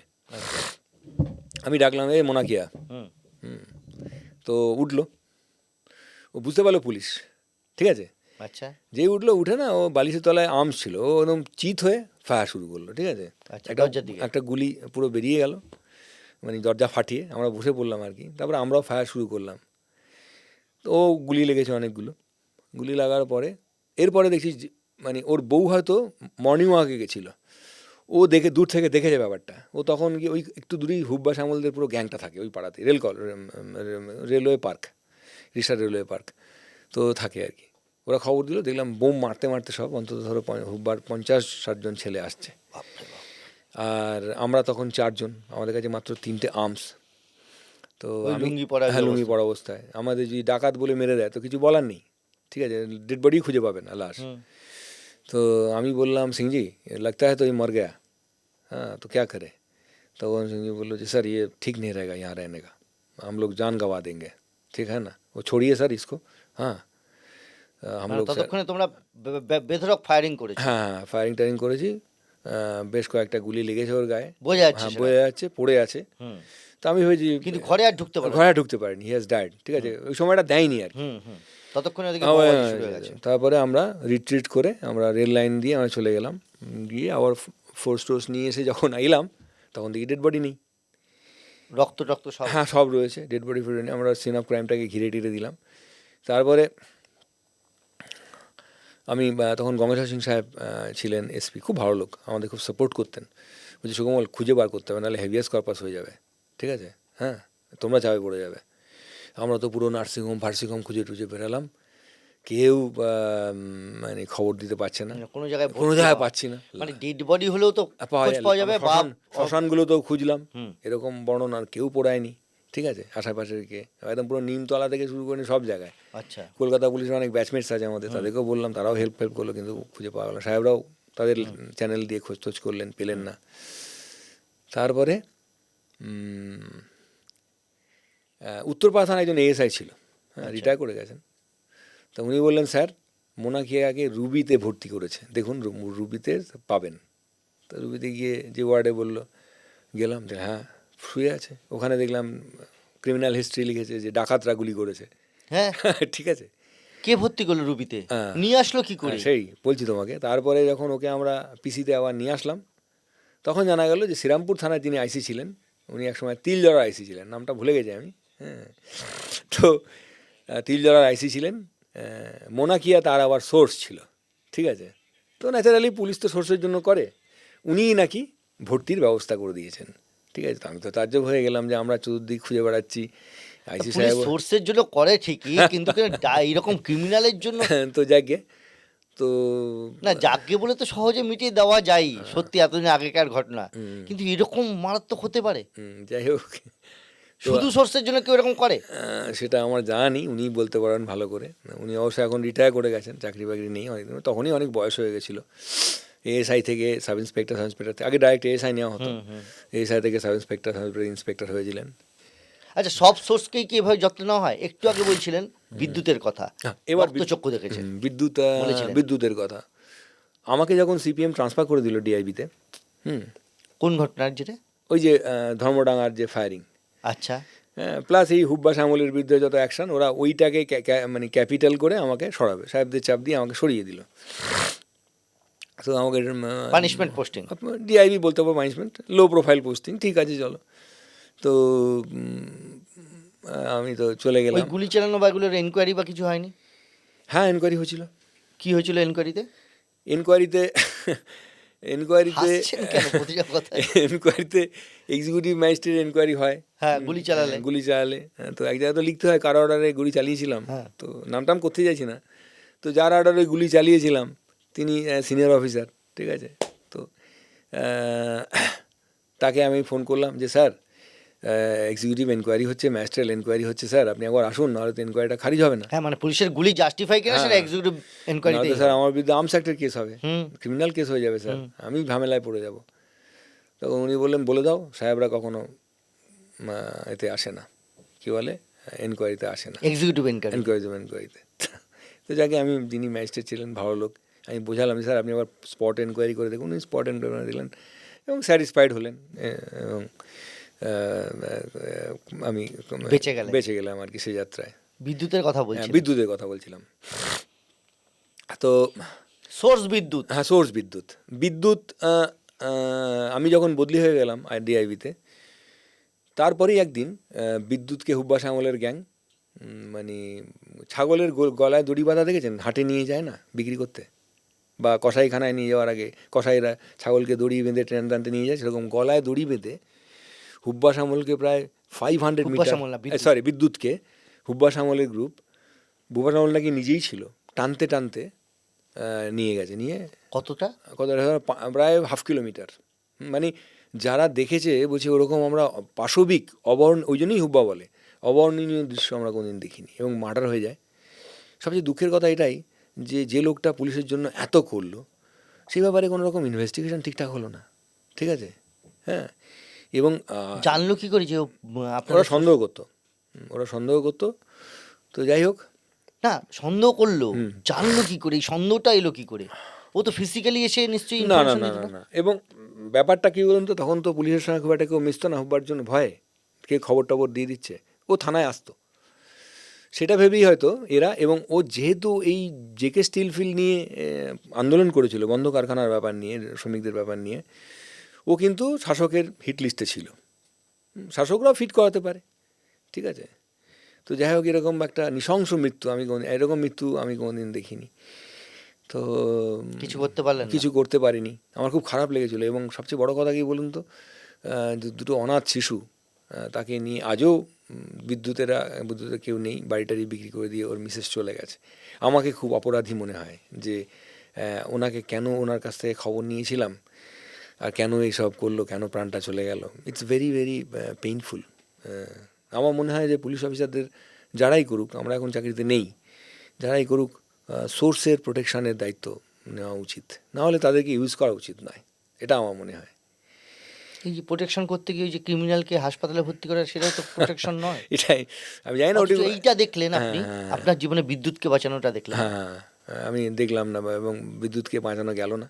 এবং সবচেয়ে বড় কথা কী বলুন তো, আমি দেখলাম যে কংগ্রেসের জেলার নেতারা কেউ শ্মশানে দাহ করতে এলো না। এবং থ্যাঙ্কস টু, আমি বলবো, দুজন নেতা লোকাল, তাদের বিরুদ্ধে অনেক রকম অনেকে কথা বলে, কিন্তু আমি সেদিনকে ওনাদের অনেক মানবিক মুখ দেখেছিলাম। মানে বিদ্যুতের ছোট্ট বাচ্চাকে নিয়ে শ্মশানে, মানে মুখাগ্নি করার জন্য জাহিদ খান, ছাই রোডের কাউন্সিলর, এখন ওনারা টিএমসিতে জয়েন করেছেন, আর একজন চন্দ্রমণি সিং, এখন উনিও টিএমসিতে, এরা দুজন গেছিলো। কিন্তু জাহিদ আমাকে বলল যে স্যার कोई नहीं गया पार्टी से, हम लोग को इतना ख़राब लगा, हम लोग सिर्फ गए थे। তো আমি দেখলাম যে বিদ্যুতের বাচ্চাগুলো আর খোঁজ রাখতে পারেনি। আর মানে আমরা ট্রেসই করতে পারলাম না কোথায় গেল, ওরা হয়তো নিরাপত্তার কারণে চলে গেছে। মনে হয়নি ডিপার্টমেন্টের যে লোকগুলো এর জন্য দায়ী, তাদের বিরুদ্ধে কোনো ব্যবস্থা হোক? কী করবো, আমরা তো খুব ছোট চাকরি করি, তখন সাব ইন্সপেক্টর ছিলাম, আমাদের কী ক্ষমতা আছে বলুন? যারা ডিপার্টমেন্ট চালায়, সিনিয়র অফিসার্সরা, তারা যদি কিছু তারা না জানতো করে- বিদ্যুৎ যে সোর্স। হ্যাঁ, কেন জানতো না, কেন জানতো না? সুবুদ্দিন সরকার সাহেব ছিলেন, সুবুদ্দিন সাহেবের সঙ্গেও তো ভালো সখ্য ছিল বিদ্যুতের, অনেক খবর সরকার সাহেবকে দিয়েছে, সবাই জানতো যেরকম আছে। এবং সরকার সাহেব যখন চলে গেছিলেন, তারপরেও নিশ্চয়ই যারা ছিলেন তাদের সঙ্গে কথাবার্তা বলেছে। এবং আমার কাছে এখনও বিদ্যুতের মিসেসের কথা মনে করলে বা বাচ্চাদের কথা মনে করলে আমার খুব মানে খারাপ লাগে আর কি। পুলিশের চাকরিতে হুম এইরকম খারাপ লাগা থাকে। হুম কখনো এরকম কোনোদিন নিজে মৃত্যুর মুখোমুখি হয়েছেন? নিজে মৃত্যুর মুখোমুখি উম, আমি বিনপুরে ছিলাম। আইসি বিনপুর ছিলাম, প্রমোশন পেয়ে। ও সরি, মৃত্যুর তার আগে বলছি, আমি ওসি খানাকুল ছিলাম। হুম। অনিল বাবু তখন লোক খুঁজে পাচ্ছিলেন না খানাকুলে, তাকে অনিল বোস। অনিল বোস, কাকে টোস্টিং করবেন। মানে এই রিস্কটা এই সমস্ত কাটানোর পর। হ্যাঁ, কাটানোর পরে তখন আমি সবে ইন্সপেক্টরের ট্রেনিং করে ফিরেছি। আমাদের ডিটিএস বলতো, ডিরেক্টিভ ট্রেনিং স্কুল, 45 দিন না কত দিনের ট্রেনিং ছিল ব্যারাকপুরে। মানে হুগলিরই একটা প্রান্তে তখন খানাকুল হ্যাঁ, দু জায়গায় আমি ভয়ঙ্কর জায়গা বলে পরিচিত আমাদের ছিল। একটা মিথ আছে যে, এখন সেটা নেই, যে প্রমোশনের আগে যদি ইন্সপেক্টর থাকা যায় তাহলে ইন্সপেক্টর ইনচার্জ হওয়া যাবে। তো আমি একদিন গিয়ে বললাম, তখন সুনীল সরকার ছিলেন পার্টির নেতা, এখন মারা গেছেন, তো উনি পুলিশটাকে দেখতেন, পোস্টিং। তখন তো সব ওসিরাই সিপিএম, এখন যেমন সব ওসি শাসকের, তখন সব ওসি সিপিএমের ছিল, না সবাই না, যাকে যাই হোক কিছুটা অংশ। কিছুটা অংশ, যাকে যাক তখন সব ওসি সিপিএম। তো ন্যাচারালি সবাই আমাদের ছেলে, নেতারা বলে আমাদের ছেলে।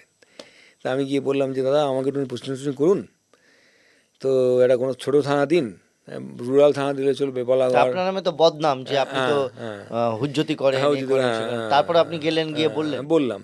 তো বললো যে আমাকে এরা বললো যে না বললে হবে না। তো আমি গিয়ে বললাম, বলছে না আমাদের ছেলেদের তো সরানো যাবে না। আমি বললাম ঠিক আছে, ছাড়াবেন না, ঠিক আছে। এই ঘটনাটা বলছি আমি এটার পরে।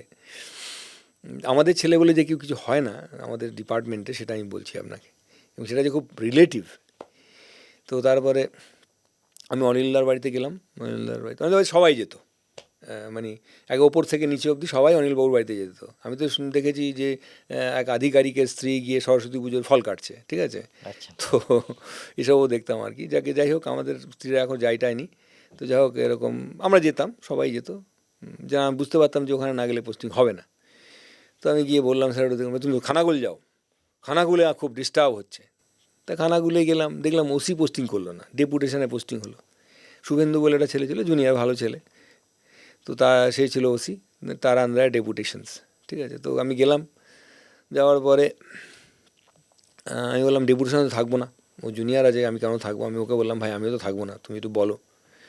তারপর একদিন পোস্টিং হলো ওসি, মানে আপনি ওসি হলেন? ওসি হলাম। তারপর একদিন দেখি উনি বলছেন সুকমল তুমি মোবাইল বন্ধ করে দাও, ব্যাটারি বার করে দাও। হ্যাঁ, মানে মোবাইলটার সেই সময় ব্যাটারি খুলে খুলে দিতে দিয়ে আবার লাগালে নট রিচেবল হয়ে যাবে। আচ্ছা। ঠিক আছে, তখন তো এই অ্যান্ড্রয়েড ফোন আসেনি। আমি বললাম কেন স্যার? বলছে আমি অমুক জায়গা রেড করবো। তো উনি রেড করবেন? হ্যাঁ, উনি রেড করবেন। তো যাই হোক, ওনার লোকজন রেড করবে আর কি। আচ্ছা। তো যাই হোক, রেড ফেড করতে দিন, যেদিনকে উনি রেড করেন তারপরের দিন দেখি পত্রিকায় বেরোয় এত লোকের আগুন ধরে গেছে বাড়ি, এত লোক শ্লীলতাহানি হয়েছে, এই হয়েছে সেই হয়েছে। মানে ওনার রেডটা হচ্ছে আসলে ওইটা? হ্যাঁ, এইগুলো হচ্ছে আর কি, উৎপাত হচ্ছে। তো আমি একদিন এসপি সাহেবকে বললাম যে স্যার এরকম তো সহ্য করা যাচ্ছে না স্যার। তো তারপরেই 2রা নভেম্বর 2009 সকালবেলা একটা খবর এলো যেরকম কাঁটাপুকুর গ্রামে এরকম সিপিএমের সমস্ত দুষ্কৃতীরা ঢুকে পড়েছে, এবং প্রায় 300-400 দুষ্কৃতী বলা হতো? হারমাদ বলা হতো আর কি। তো ঢুকে পড়েছে, হারমাদরা ঢুকে পড়েছে, তাদের হাতে বিভিন্ন রকম অস্ত্র, গুলিগালা চালাচ্ছে। মহিলারা মসজিদে ঢুকে গেছে ভয় পেয়ে, হ্যাঁ, আত্মরক্ষার জন্য। কয়েকজন গুলিবিদ্ধ, বাড়িঘরে আগুন জ্বলছে, লুটতরা চলছে, আর আপনি থানার পাশে বসে আছেন, 2 কিলোমিটারের মধ্যে এগুলো চলছে। কতদিন আমরা সহ্য করবো? শৈলেন সিং তখন তৃণমূলের নেতা ছিল, তখন তো ভয় কেউ তৃণমূল করতো না, কিন্তু শৈলেন সিং তৃণমূলটা করতো আর কি। তো বললাম, আমি সাহেবকে বললাম যে স্যার একটু যেতে হবে স্যার, এ তো বাজে ব্যাপার হচ্ছে। এসপি কে তখন? সতীশ বন্দ্যোপাধ্যায় সাহেব ছিলেন। বললেন ঠিক আছে যাও, সাবধানে যেও।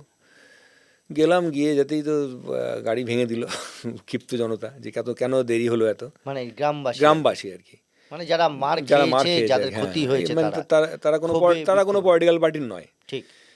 যখন হারমাদরা অ্যাটাক করছে তখন তো আর বাড়িতে লেখা থাকে না যে এ তৃণমূলের লোক, এ সিপিএমের লোক করেছে। তো তারপরে দেখলাম প্রায় 100-2 সামনে দাঁড়িয়ে আছে মাঠের ওপারে। তো হারমাদদের কাছে কি কি অস্ত্র থাকতো? যেমন ধরো 315 রাইফেল থাকতো। বাপরে বাবা, তো মানুষ মরে হ্যাঁ, যাবে। মানুষ মরে যাবে, মানুষ মরতো তো। ছোট আর্মস থাকতো, তারপরে ধরো ওই শ্যালোর পাইপ কেটে কামান তৈরি করতো, আচ্ছা। কাঁধে করে নিয়ে আসতো। হ্যাঁ, যেটা আর কি জঙ্গলের মধ্যে ভক্সল, হ্যাঁ, ভক্সেল বলতো, রকেট লঞ্চার টাইপের, হ্যাঁ, দিকে নিয়ে আসতো। ওর মধ্যে কি মানে বারুদ দিত, পেছন থেকে আগুন দিত, ওরা ফাঁস করে গিয়ে পড়তো, পড়ে গেলেই তুমি আগুন ধরে মরে যাবে। আগুন ধরে, প্লাস হচ্ছে স্প্লিন্টারও রয়েছে। কামান তো, হ্যাঁ, পুরো কামান, হাত কামান। হ্যাঁ। হ্যাঁ। তো যাই হোক, গিয়ে এইসব ও হাত কামানই বলতো আর কি অ্যাকচুয়ালি, হ্যাঁ, ভক্সেলও বলতো। হ্যাঁ। তো নিয়ে টিয়ে দেখছি আমাদের সামনে আর কি একদল ঢুকে গেছে ভেতরে, তারা তাণ্ডব চালাচ্ছে, ভেতর থেকে গ্রাম থেকে গুলিগালার আওয়াজ আসছে। তো আমাদের দিকে ফায়ার শুরু করে দিল মাঠের ওপার থেকে। ধরো এই আমাদের সঙ্গে ওদের ব্যবধান কত, 150 মিটার মাত্র। হ্যাঁ, রেঞ্জ তো একদম 500 মিটার। আমরা তো শুয়ে টুয়ে পড়লাম, পড়ে আমরা প্রথমে গ্যাস ফ্যাস দিয়ে চেষ্টা করলাম, তো গ্যাসে গিয়ে আর ওই ভক্সেল আটকানো যায় বা গুলি আটকানো যায়? ফায়ারিং শুরু হলো। কিছুক্ষণ বাদে দেখলাম আমাদের কনস্টেবল চিত্ত দাস, তার থাইয়ের এপারে গুলি ঢুকে ওপারে চলে গেছে, ঠিক আছে, ফিনকি দিয়ে রক্ত বেরোচ্ছে। আর পুরো এলাকাটা সিপিএমের সমস্ত লোকজন ঘিরে দিয়েছে, কোনো সাংবাদিককে ঢুকতে দিচ্ছে না। অনেক সাংবাদিক আমায় ফোন করছে, আমি বললাম ভাই এখন আর ফোন ধরার সময় নেই। বলছে স্যার আমরা ঢুকতে পারছি না। রিইনফোর্সমেন্ট হচ্ছে না। দিলীপ কর্মকার তখন আমার ব্যাচমেট ছিল, ওসি পুরসুরা, ওকে এসপি বলেছিল রিইনফোর্সমেন্টের জন্য। ও বলছে বন্ধু আমি ঢুকতে পারছি না, মানে তো ঘিরে রেখে দিয়েছে। তো যাই হোক, হওয়ার পরে এবার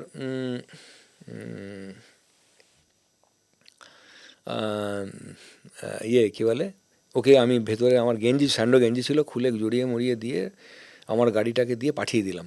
ঠিক আছে, আমি কিছু গ্রামের ছেলে পেলে দিলাম, ওরা খানাকুল হসপিটালে ভর্তি করে দিল। তখন রীতিমতো গুলি চলছে কিন্তু, ঠিক আছে, আমাদের কাছে গুলি প্রায় শেষের দিকে। তারপরে দেখি একটা ফোন এলো, আমাদের এসপি সাহেব ফোন করলেন, বলছি সুকমল তুমি খুব ভালো কাজ করেছো, প্রতিরোধ গড়ে তুলেছো, কিন্তু এখন একটু থামতে হবে, ঠিক আছে, অনিল বোস আমাকে বলছে, ওনারও দোষ নেই, তা তুমি একটু অনিল বোসের সঙ্গে কনফারেন্সে কথা বলো। ঠিক আছে, আমি বললাম স্যার ওই লোকটাকে কথা বলতে বলছেন স্যার? ফোনে কনফারেন্স, হ্যাঁ ফোনে কনফারেন্স সিস্টেম তখন এসে গেছে। হ্যাঁ। তো কনফারেন্সে কথা বলছেন, কথা বলার পরে আমাকে বলছে যে এই সুকমল ওখান থেকে চলে যাও, ওখানে মাইন পোতা আছে, ঠিক আছে। তা আমি বললাম মাইন পোতা থাক আর যাই পোতা থাক, আমি যাবো না, কেননা ওরা বন্ধ না করলে, আমরা বন্ধ করলে আমরা মরে যাব। তারপর দেখলাম কিছুক্ষণ বাদে গুলিগালা বন্ধ হলো। হ্যাঁ, এইটুকু, গালাগালি বা কোনো কিছু হয় না, ওদের ফার্মারদের তখন 2-3 জন পড়ে গেছে, আহত হয়ে গেছে আমাদের গুলিতে। না, আপনাকে গালাগালি দেননি? গালাগালি আর কি বলবো, আমি বললাম যে মাইন আপনার পশ্চাৎ দেশে যাবে, ঠিক আছে, এইটা বলতে পারলাম। হ্যাঁ, তখন এই বড় সাহেব বলে, হ্যাঁ সুকমলা মাথা গরম করো না, আমাকে তোমাকে, সাহেব ভালো ছিলেন, ভালোবাসতেন আর কি। তো আমি বললাম স্যার যা করেছে স্যার, আপনি চিত্তর অবস্থা দেখলে কান্না হয়ে যাবে স্যার, পেয়ে যাবে, লোকটা বাঁচবে কিনা ঠিক নেই, এত ব্লিডিং হচ্ছে, প্রফিউজ ব্লিডিং হচ্ছে, আর থায়ের এফোর হয়ে গেছে। তো তারপরে এই অবস্থা সব রিট্রিট করে গেল, আমরাও থানায় চলে এলাম। ঠিক সেম হয়েছিল তোমার 26শে নভেম্বর আমরা অ্যান্টি টেরোরিস্ট ডে পালন করব, বাচ্চাদের ডেকেছিলাম স্কুলের। হঠাৎ খবর এলো যেরকম আমাদের থানা মাছপুর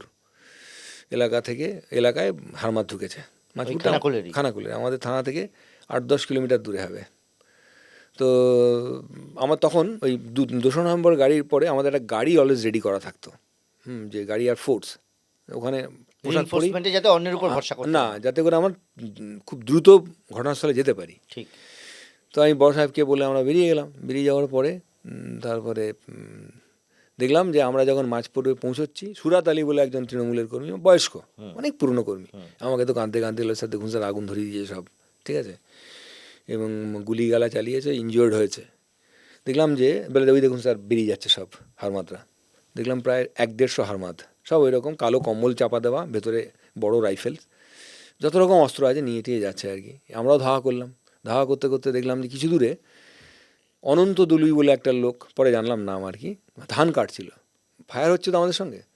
তো এইবার ও মাঠে ধান কাটছিল, ও মিডলে পড়ে গেছে, বাবা, ঠিক আছে, মানে দেখলাম মানে গুলিটা খেয়ে মাথার কপালের এখান থেকে পড়ে গেল। গুলিটা খেলো কি করে? মানে হারমাদরা গুলি করছিল। আচ্ছা, ও মাথা উঁচু করে দেখতে গেছে ব্যাস। ও ধান কাটছিল, ধান এঁটোচ্ছিল বলে, মানে আটি মারছিল আর কি। তো আমরা চন্দ্রভান গ্রামের দিকে এগিয়ে গেলাম, গিয়ে ধাওয়া করলাম আর কি।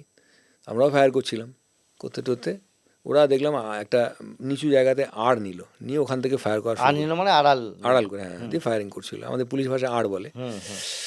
তারপরে একটা বাচ্চা ছেলে না তোমার ঠিক ওই ফায়ারিং লাইনের সামনে চলে আসছিল। তো আমি দেখলাম বুঝতে পারিনি, হ্যাঁ। তো এবার আমি কত হবে 8-10 বছরের, ওই বাচ্চাটাকে টানতে গিয়ে দেখলাম যে একটা কি এসে লাগলো পায়ে। কোন জায়গায় লেগেছে? এই বাঁ পায়ে, এইখানটায় গোড়ালির উপরে। দেখান, এখন আর নেই, এই জায়গাটা লেগেছে। আচ্ছা, গোড়ালিতে এসে লাগলো, হ্যাঁ, লেগে তো প্রচণ্ড রক্ত বেরোচ্ছে। এবং তোমার যখন গুলি লাগবে না, তোমার দেখবে ওই জায়গাটা প্রায় অবশ হয়ে যাবে, ঠিক আছে, তুমি বুঝতে পারবে না প্রথমে, তারপরে জ্বালা শুরু করবে আর কি। আমার যেটা হয়েছিল আর কি, মানে গুলি লাগলে নাকি বোঝা যায়? হ্যাঁ, বোঝা যায় না প্রথমে। তারপরে তোমার আমাদের ছেলেরা ধাওয়া করতে, গ্রামের লোকও ধাওয়া শুরু করতে। তুমি কি পড়ে গেলে? আমি পড়েছিলাম আর কি। তারপরে কিছুক্ষণ বাদে আমি চিৎকার করছি যে বাঁচাও করে। তারপরে এসে আমাকে একটা দোকান ঘরে তুললো। তখন আমি এসডিপিওকে ফোন করলাম, এসডিপিও সাহেব ছিলেন সমীরণ রায়, রিটায়ার করে গেছেন। আমি বললাম স্যার এরকম একটু আমাদেরকে একটু হেল্প করুন, আমরা এখানে পড়ে আছি। উনি আমাদেরই এসডিপিও, বলছে কী করে যাবো, আমার কাছে তো লোকজন নেই, ঠিক আছে বলে তারপরে যাই হোক আমি বড় সাহেবকে ফোন করলাম। তা ওখান থেকে খানাকুল হসপিটাল থেকে তারপরে আমি পিজি উডবান ওয়ার্ডে ভর্তি ছিলাম 15 দিন। মুকুল বাবু এলেন দেখতে। গুলিটা কি লেগে ছিল? হ্যাঁ, বুলেট হেডটা ছিল? বুলেট হিটা ছিল, ওখানে গিয়ে মানে রিমুভ করেছিল আর কি। অনেক দিন ভুগেছি আমি, মানে হাঁটতে পারতাম না। তারপরে মুকুলবাবু গেছিলেন, তারপরে মদন বাবু টাবু অনেক নেতা ফেতা গেছিলেন আর কি। তো তারপর দিন বর্তমানে আশ্চর্যজনকভাবে বেরোলো যে অনিল বোস বিবৃতি দিচ্ছিল যে সুকমল বাবু নিজের পায়ে নিজে গুলি করেছেন, ঠিক আছে।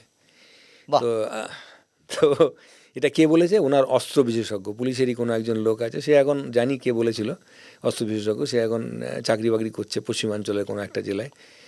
তো যাই হোক, নামটাম বলতে চাই না। তো অস্ত্র বিশেষজ্ঞ বললো টললো। তারপরে আমার যে জুতোটা পরেছিলাম, সেই জুতোটা ফরেন্সিক টেস্ট হলো, তারপরে রিপোর্ট এলো। তা প্রমাণ হলো যে ব্যাপারটা মানে কীরকম, মানে ভুয়া আর কি। এইটা নিয়ে একটা জিনিস আমি তোমাকে মজার গল্প বলি। একদিন বিনপুরে মাওবাদী রেড করছিলাম একটা গ্রামে, লক্ষ্মী মাহাতোকে ধরার জন্য। পরে যখন বিনপুরে হ্যাঁ, বিনপুরে পোস্টিং হলাম। লক্ষ্মী মাহাতোর ঘরে রেড করতে গিয়ে মানে খবর ছিল যে এরকম ধানের যে খড়ের গাদা থাকে, ওই খড়ের গাদার তলাতে আর্মস আছে। মনে করতে পারছি না আর্মস পেয়েছিলাম না কি পেয়েছিলাম না, কিন্তু একটা জিনিস পেয়েছিলাম সেটা মনে আছে। সেটা হচ্ছে একটা কিছু পত্রিকা, বিছন বলে একটা মাওবাদীদের পত্রিকা বেরোতো। বিছনে এক জায়গায় লেখা আছে, থানায় এসে দেখলাম যে খানাকুলে ওসি সুকমল বাবুর পায়ে গুলি লেগেছিল। অনিলবাবু বলেছেন নিজের পায়ে নিজে গুলি করেছে, ভাগ্যিস বলেননি যে মাওবাদীরা গুলি করেছে। তো যাই হোক, তো মানে সে মানে তারপরে যখন আমি থানায় ফিরে এসেছিলাম, এবং সবচেয়ে বড় ব্যাপার দেখো, আমি গুলি খেলাম, আমরা আহত হলাম, মামলা করলো মানে অনিলবাবু, মানে কিছু পুলিশের সহায়তায়, একজন ইন্সপেক্টরের সহায়তায় আমার বিরুদ্ধে আরামবাগ কোর্টে। সেটা জামিন নিতে গিয়ে আমি প্রায় সন্ধে অবধি আটকে ছিলাম, জামিন দেবে কি দেবে না। তা আমি সাহেব মামলা করলো, কেন মামলা করলো? মামলা করলো, এফআইআরটা যতদূর মনে পড়ে লেখা ছিল যে সুকমল বাবু বন্দে মাতরম ধ্বনি দিতে দিতে গুলি করিতে করিতে চন্দ্রভান গ্রামে হইলেন। তারপরে কী হলো আর লিখছে না, যে গুলি খেয়েছি পড়ে গেছি সব লিখছে টিখছে না, দিয়ে একটা রায়োটিং ফাইটিং হাবি জাবি কেস করে একটা কোর্ট কমপ্লেন কেস করেছিল। তো সেজন্য আমার প্রমোশন আটকে গেছিলো, ঠিক আছে। ডিপার্টমেন্ট বললো যে ওই কেসে খালাস না হলে হবে না। তো যাকে আমি সাহেবকে বললাম, স্যার এটা তো সর্বৈব মিথ্যে, কেননা গুলি আমি খেয়েছি, লোক ওখানে সাধারণ পাবলিক মেরেছে ধারমারদের গুলিতে, বনিলবাবুর লোকেদের গুলিতেই, তো সেখানে স্যার এই কেসগুলো কেন হবে? তো যাই হোক, আমার কেস থেকে বেকসুর খালাস করে দিয়েছিল। সেটা কোর্ট করেছিল, ডিপার্টমেন্ট হেল্প করেছিল? কিছুই করেনি, কিছুই করেনি। আমি তোমাকে বলছি, চিত্তবাবু যখন গুলি খেয়ে ইনজিওর্ড হলো, আমি ডিপার্টমেন্টকে বললাম, হ্যাঁ কনস্টেবল সাহেবদের ট্রিটমেন্টের জন্য, ওনারা প্রথমে বললেন টাকা দেবেন, তারপরে কেউ টাকা দেয়নি। ডিপার্টমেন্ট টাকা দিত না, তোমাকে আমি বলি, তারপরে আমরা থানা থেকে সব সহকর্মীরা চাঁদা তুললাম। আমি ছিলাম, স্বর্ণেন্দুবাবু ছিল, স্বর্ণেন্দুবাবু খুব ভালো ভূমিকা নিয়েছিলেন, ছিলাম, গ্রামের কিছু লোকজন ছিল, তারা সমস্ত টাকা পয়সা তুলে পিজি হসপিটালে যদিও ওনার চিকিৎসা হচ্ছিল, কিন্তু বাইরেও তো থেকে ওষুধপত্র কিনতে হচ্ছিল, পথ্যর ব্যাপার ছিল, কেয়ারের ব্যাপার ছিল, তো সেগুলো করা হলো আর কি। আমার ক্ষেত্রেও তাই, আমিও কোনো পয়সা করি ডিপার্টমেন্ট থেকে পাইনি। আমি যখন আহত হয়ে পিজি হসপিটালে ভর্তি, ডিআইজি সাহেব গেলেন, এই যে অনিল বসুর গল্পটা বলেছিল না, তো আমাকে জিজ্ঞেস করলেন যে ঠিক কোথায় দাঁড়িয়েছিলেন আপনি, মানে বুঝতে পারছি যে ওই ব্যাপারটাই। কে ছিলেন? জগমোহন সাহেব। তো আমি বললাম, স্যার আমি জানি আপনি কি বলতে চাইছেন স্যার, যাই বলুন স্যার, গুলি আমি খেয়েছি এবং সব তো পরীক্ষা নিরীক্ষা চলছে, বোঝা যাবে স্যার। না না, আমি সে কথা বলিনি। আমি বললাম ঠিক আছে স্যার, যা হবে, এবার তোমাকে ফিরতে হবে, নাহলে জেলার মরাল ডাউন হয়ে যাবে, তুমি ওই থানাতেই ফেরো। ওই থানাতে ফিরলাম, ফিরে ওই হাওয়াই চপ্পল পরে ল্যাংড়াতে ডিউটি করতে যেতাম বিভিন্ন জায়গায়, রেড ফেড, কারণ তো জুতো পরতে পারছি না, ব্যান্ডেজ বাঁধা। আমি জানো তো মানে প্রায় 2-3 বছর ভুগেছি, মানে ওই পায়ের চোট নিয়ে। তারপরে শাস্তিমূলক কোনো ব্যবস্থা নেওয়া হয়েছিল আপনার বিরুদ্ধে? খানাকুলের তো হ্যাঁ, আমাকে একদিন, আমি তো ডিআইজি সাহেবের কথায় মরা লাভ করার জন্য জেলায় আবার জয়েন করলাম, লুঙ্গি পরে হাফ প্যান্ট পরে খুঁড়িয়ে খুঁড়িয়ে আমি ডিউটি করতাম। তো 2-3 মাস বাদে আমাকে এসপি সাহেব বাংলোয় ডেকে পাঠালেন, উনি অপারক ছিলেন। তো ডেকে পাঠিয়ে বলেন, সুকুমার তোমাকে আর রাখা যাচ্ছে না। আমি কোথায় স্যার? বলছে খানাকুলে সিএম চাইছেন না, বুদ্ধবাবু চাইছেন না। আমি কেন স্যার? বলছে চাইছেন না, আমি আর কি করে বলবো, বুঝতেই পারছো কেন চাইছেন না। তা এবার উনি চাইছেন যে যাতে মিডিয়া হাইপ না হয়, তোমাকে বদলি করলে মিডিয়া হাইপ হবে, তুমি একটা কাজ করো, তুমি ছুটি চলে যাও। তো ঠিক আমি বললাম ঠিক আছে। এই ছুটিগুলো কি সবেতন হয় না? হ্যাঁ, সবেতন ছুটি।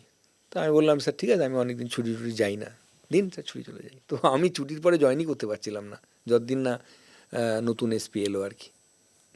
তার মানে কি আসলে বুদ্ধবাবু চেয়েছিল না মাঝখানে অন্য কেউ চেয়েছিল? বুদ্ধবাবুর নাম বলা হয়েছিল? নাম বলা হয়েছিল হয়তো, এটাও তো হতে এটাও পারে। হতে পারে। তবে আমি একটা কথা বলি, এই মিডিয়া হাইপ, একদিন সিপিএমের লোকজন আমার থানা ঘেরাও করলো, ডেপুটেশন, এই যেমন হয় না ইউজুয়াল, থানায় অমুক জায়গায় মদ বিক্রি হচ্ছে, আপনারা জড়িত আছেন, অমুক তমুক, এইসব বললো টললো। বলার পর বললো আমাদের একটা ইস্যু আছে। বললো আমি বলুন বড়বাবু, আমি বলুন।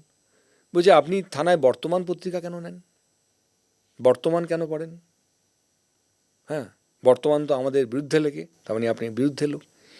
আমি তখন বলেছিলাম যে ভারতবর্ষে খবরের কাগজ কে পড়বে, হ্যাঁ, সেটার দায়িত্ব আপনাদের, আপনারা ঠিক করে দেবেন।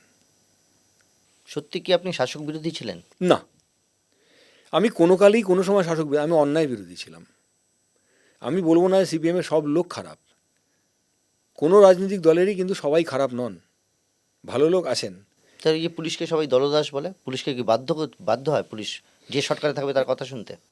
দেখুন, কিছু কিছু জায়গায় মনে হতে পারে যে মানে আমি বিরোধীর হয়ে কাজ করছি না বলেই দলদাস, কিন্তু আপনাকে লিগাল ইমপ্লিকেশানসগুলো বোঝার দরকার আছে। এবং অনেক সময় এটা হয় যে মানে পুলিশরাও তো চাকরি বাকরি করে, তাদেরও তো ফ্যামিলি আছে। ধরুন আপনাকে খড়গপুর থেকে আপনাকে পাঠিয়ে দিল শিলিগুড়ি, আপনার বাড়িতে ক্যান্সার রোগগ্রস্ত মা, আপনার নাবালক শিশু, তো তখন তো এটা অন্যের কাছে দৃষ্টান্ত হয়ে যাবে যে এই লোকটাকে পাঠিয়ে দিচ্ছে, আমাকে হলে এরকম পাঠিয়ে দেবে। এর পরের পোস্টিং কোথায়? পরে পোস্টিং তোমার ইয়েতে চুচুড়া থানায় ছিলাম কয়েকদিন, তারপরে প্রমোশন হয়ে চলে গেলাম আইসি বিনপুর। ভয়ঙ্কর জায়গা তো। ভয়ঙ্কর জায়গা। যখন গেলাম আমি, আমাকে যে ওসি ছিলেন তপনদা আমাকে না, আমার ওই মোল্লা ছিল, আমার ব্যাচমেট, ভালো ছেলে, আমরা একই গ্রামে বড় হয়েছি প্রায়। তো মোল্লা আমাকে বললো যে কিছু নেই বন্ধু, 36টা মার্ডার কেস আছে। ঠিক আছে, তোমাকে দিয়ে গেলাম। তো 36টা না 38টা মার্ডার কেস ছিল। তবে পেলাম এবং গিয়ে দেখলাম যে থানা সন্ধ্যেবেলা সারাদিন বন্ধ থাকে, ঠিক একজন সেন্ট্রি একদম ওপরে থাকে, হুম। থেকে এলএমজি নিয়ে বসে থাকে, থানার দরজা বন্ধ থাকে, থানাতে কেউ আসে না। থানার মেইন গেটটা আলাদা করে পাঁচিল তৈরি করা হয়েছিল, আলাদা গেট তৈরি করা হয়েছিল, বড় গেট, এবং তাতে আগে তার কাটার বেড়া ছিল। এবং থানা থেকে কোনো মুভমেন্ট নেই, না, হতো না। তার আগেই শিলদা কাণ্ড হয়ে গেছে, ন্যাচারালি পুলিশ সন্ত্রস্ত হয়ে পড়েছে, রেস্ট্রিক্টেড একদম থানা। একদম। হ্যাঁ, মানে মুভমেন্ট, নিজেদেরকে নিজেরা পাহারা দেয়। হ্যাঁ পাহাড় দাও, সেটাই ব্যাপার। সাহেবরাও তাই বলতেন, তোমাদের বেশি কিছু করতে হবে না বাবা, নিজেরা বেঁচে থাকো। তো ইয়ে বিনপুরে গিয়ে তাহলে ওখানে দেখলাম, তো আমি চার্জ নিলাম, নিয়ে প্রথম দিন রাত্রিবেলা ঘুমোচ্ছি, দেখি মিছিলের আওয়াজ আসছে মাওবাদীদের, থানার পেছন থেকেই আর কি। তারপরে কান্নার আওয়াজ আসতো। তা আমি ড্রাইভারকে জিজ্ঞেস করতাম এগুলো কী? বলছে স্যার ওরা বিচার করছে, বিচারে মারছে, ক্যাঙ্গারু কোর্ট। আমি বললাম বাবা বিরাট ব্যাপার তো, ঠিক আছে। তখন আস্তে আস্তে, তখন অম্লান কুসুম ঘোষ ছিলেন আমাদের ডিএসপি বেলপাহাড়ি, খুব ভালো লোক, মানে খুব মানে ম্যানেজমেন্ট একটা কথা আছে না, পার্টিসিপেটিভ ম্যানেজমেন্ট, যারা সুপারভিশন করে, যারা পার্টিসিপেটিভ ম্যানেজমেন্ট করে, তুমি যদি আমার সঙ্গে থাকো বিগ সিনিয়র অফিসার, আমার কিন্তু মনের জোর বাড়বে এবং পারফরমেন্সও ভালো হবে। এর আগে সেটা পাননি বলে এটা আরও বেশি হ্যাঁ, কষ্ট হয়েছিল। যাই হোক, আমি বললাম যে স্যার আমাদের কিন্তু এরিয়া ডমিনেশন করতে হবে, এরকমভাবে থানায় বসে থাকা যাবে না, আমরা 4 চাকা নেবো না, মাইনের ভাই ঠিক আছে, আমরা হাঁটবো। বলে ঠিক আছে সুকমলবাবু, তাই হবে। তো আমি আর অম্লানবাবু মিলে আমরা আস্তে আস্তে 1 কিলোমিটার, 2 কিলোমিটার, 3 কিলোমিটার, 5 কিলোমিটার, কোথাও কোথাও ধরো আমরা 12টা মোটর সাইকেল নিয়ে যাচ্ছি, গিয়ে 12 জন চলে আসছে, আর 12 জন, 12 দুগুণে 24 জন যাচ্ছে, আর 12 জন তারা অ্যাম্বুশ করে সারা রাত শুয়ে থাকলো। মানে এতে হলো কি যে আমাদের মধ্যে যে ভয়টা ছিল সেটাও চলে গেল, ইনস্টিল হলো, একটা কারেজ ইনস্টিল হলো যে না এগুলো সব ফালতু কথা, আমরা ঢুকতে পারবো। এবং আস্তে আস্তে আস্তে কিন্তু, এবং আমরা ওখানে একটা থিওরি নিয়েছিলাম। কীরকম? সেটা হচ্ছে যে থিওরি অফ ট্রি। মানে তুমি যদি কোনো গাছকে কাটতে চাও, তুমি যদি প্রথমেই গোড়ায় কাটো না, তাহলে তুমি কিন্তু পারবে না, দেরি হবে, অনেক কিছু লাগবে, যন্ত্রপাতি, লোক, লস্কর লাগবে, কিন্তু তুমি পাতা, ডাল, কাণ্ড ছাড়তে থাকো, আস্তে আস্তে শুকিয়ে যাবে। ঠিক। তো আমরা প্রথম ঠিক করলাম যে আমরা এরমভাবে বড় সিআরপিএফ নিয়ে রেড করব না।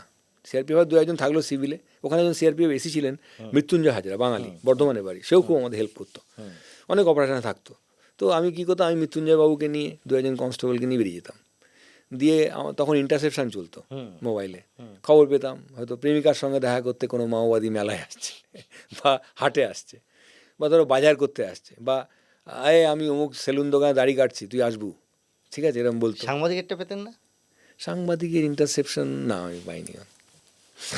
ওটা আইসিদেরকে দিত না, ওটা বড় বাবুরা আরো উপর মহলের লোক। যাকে আমরা যেটা পেতাম সেটাই বললাম ঠিক। আপনাকে।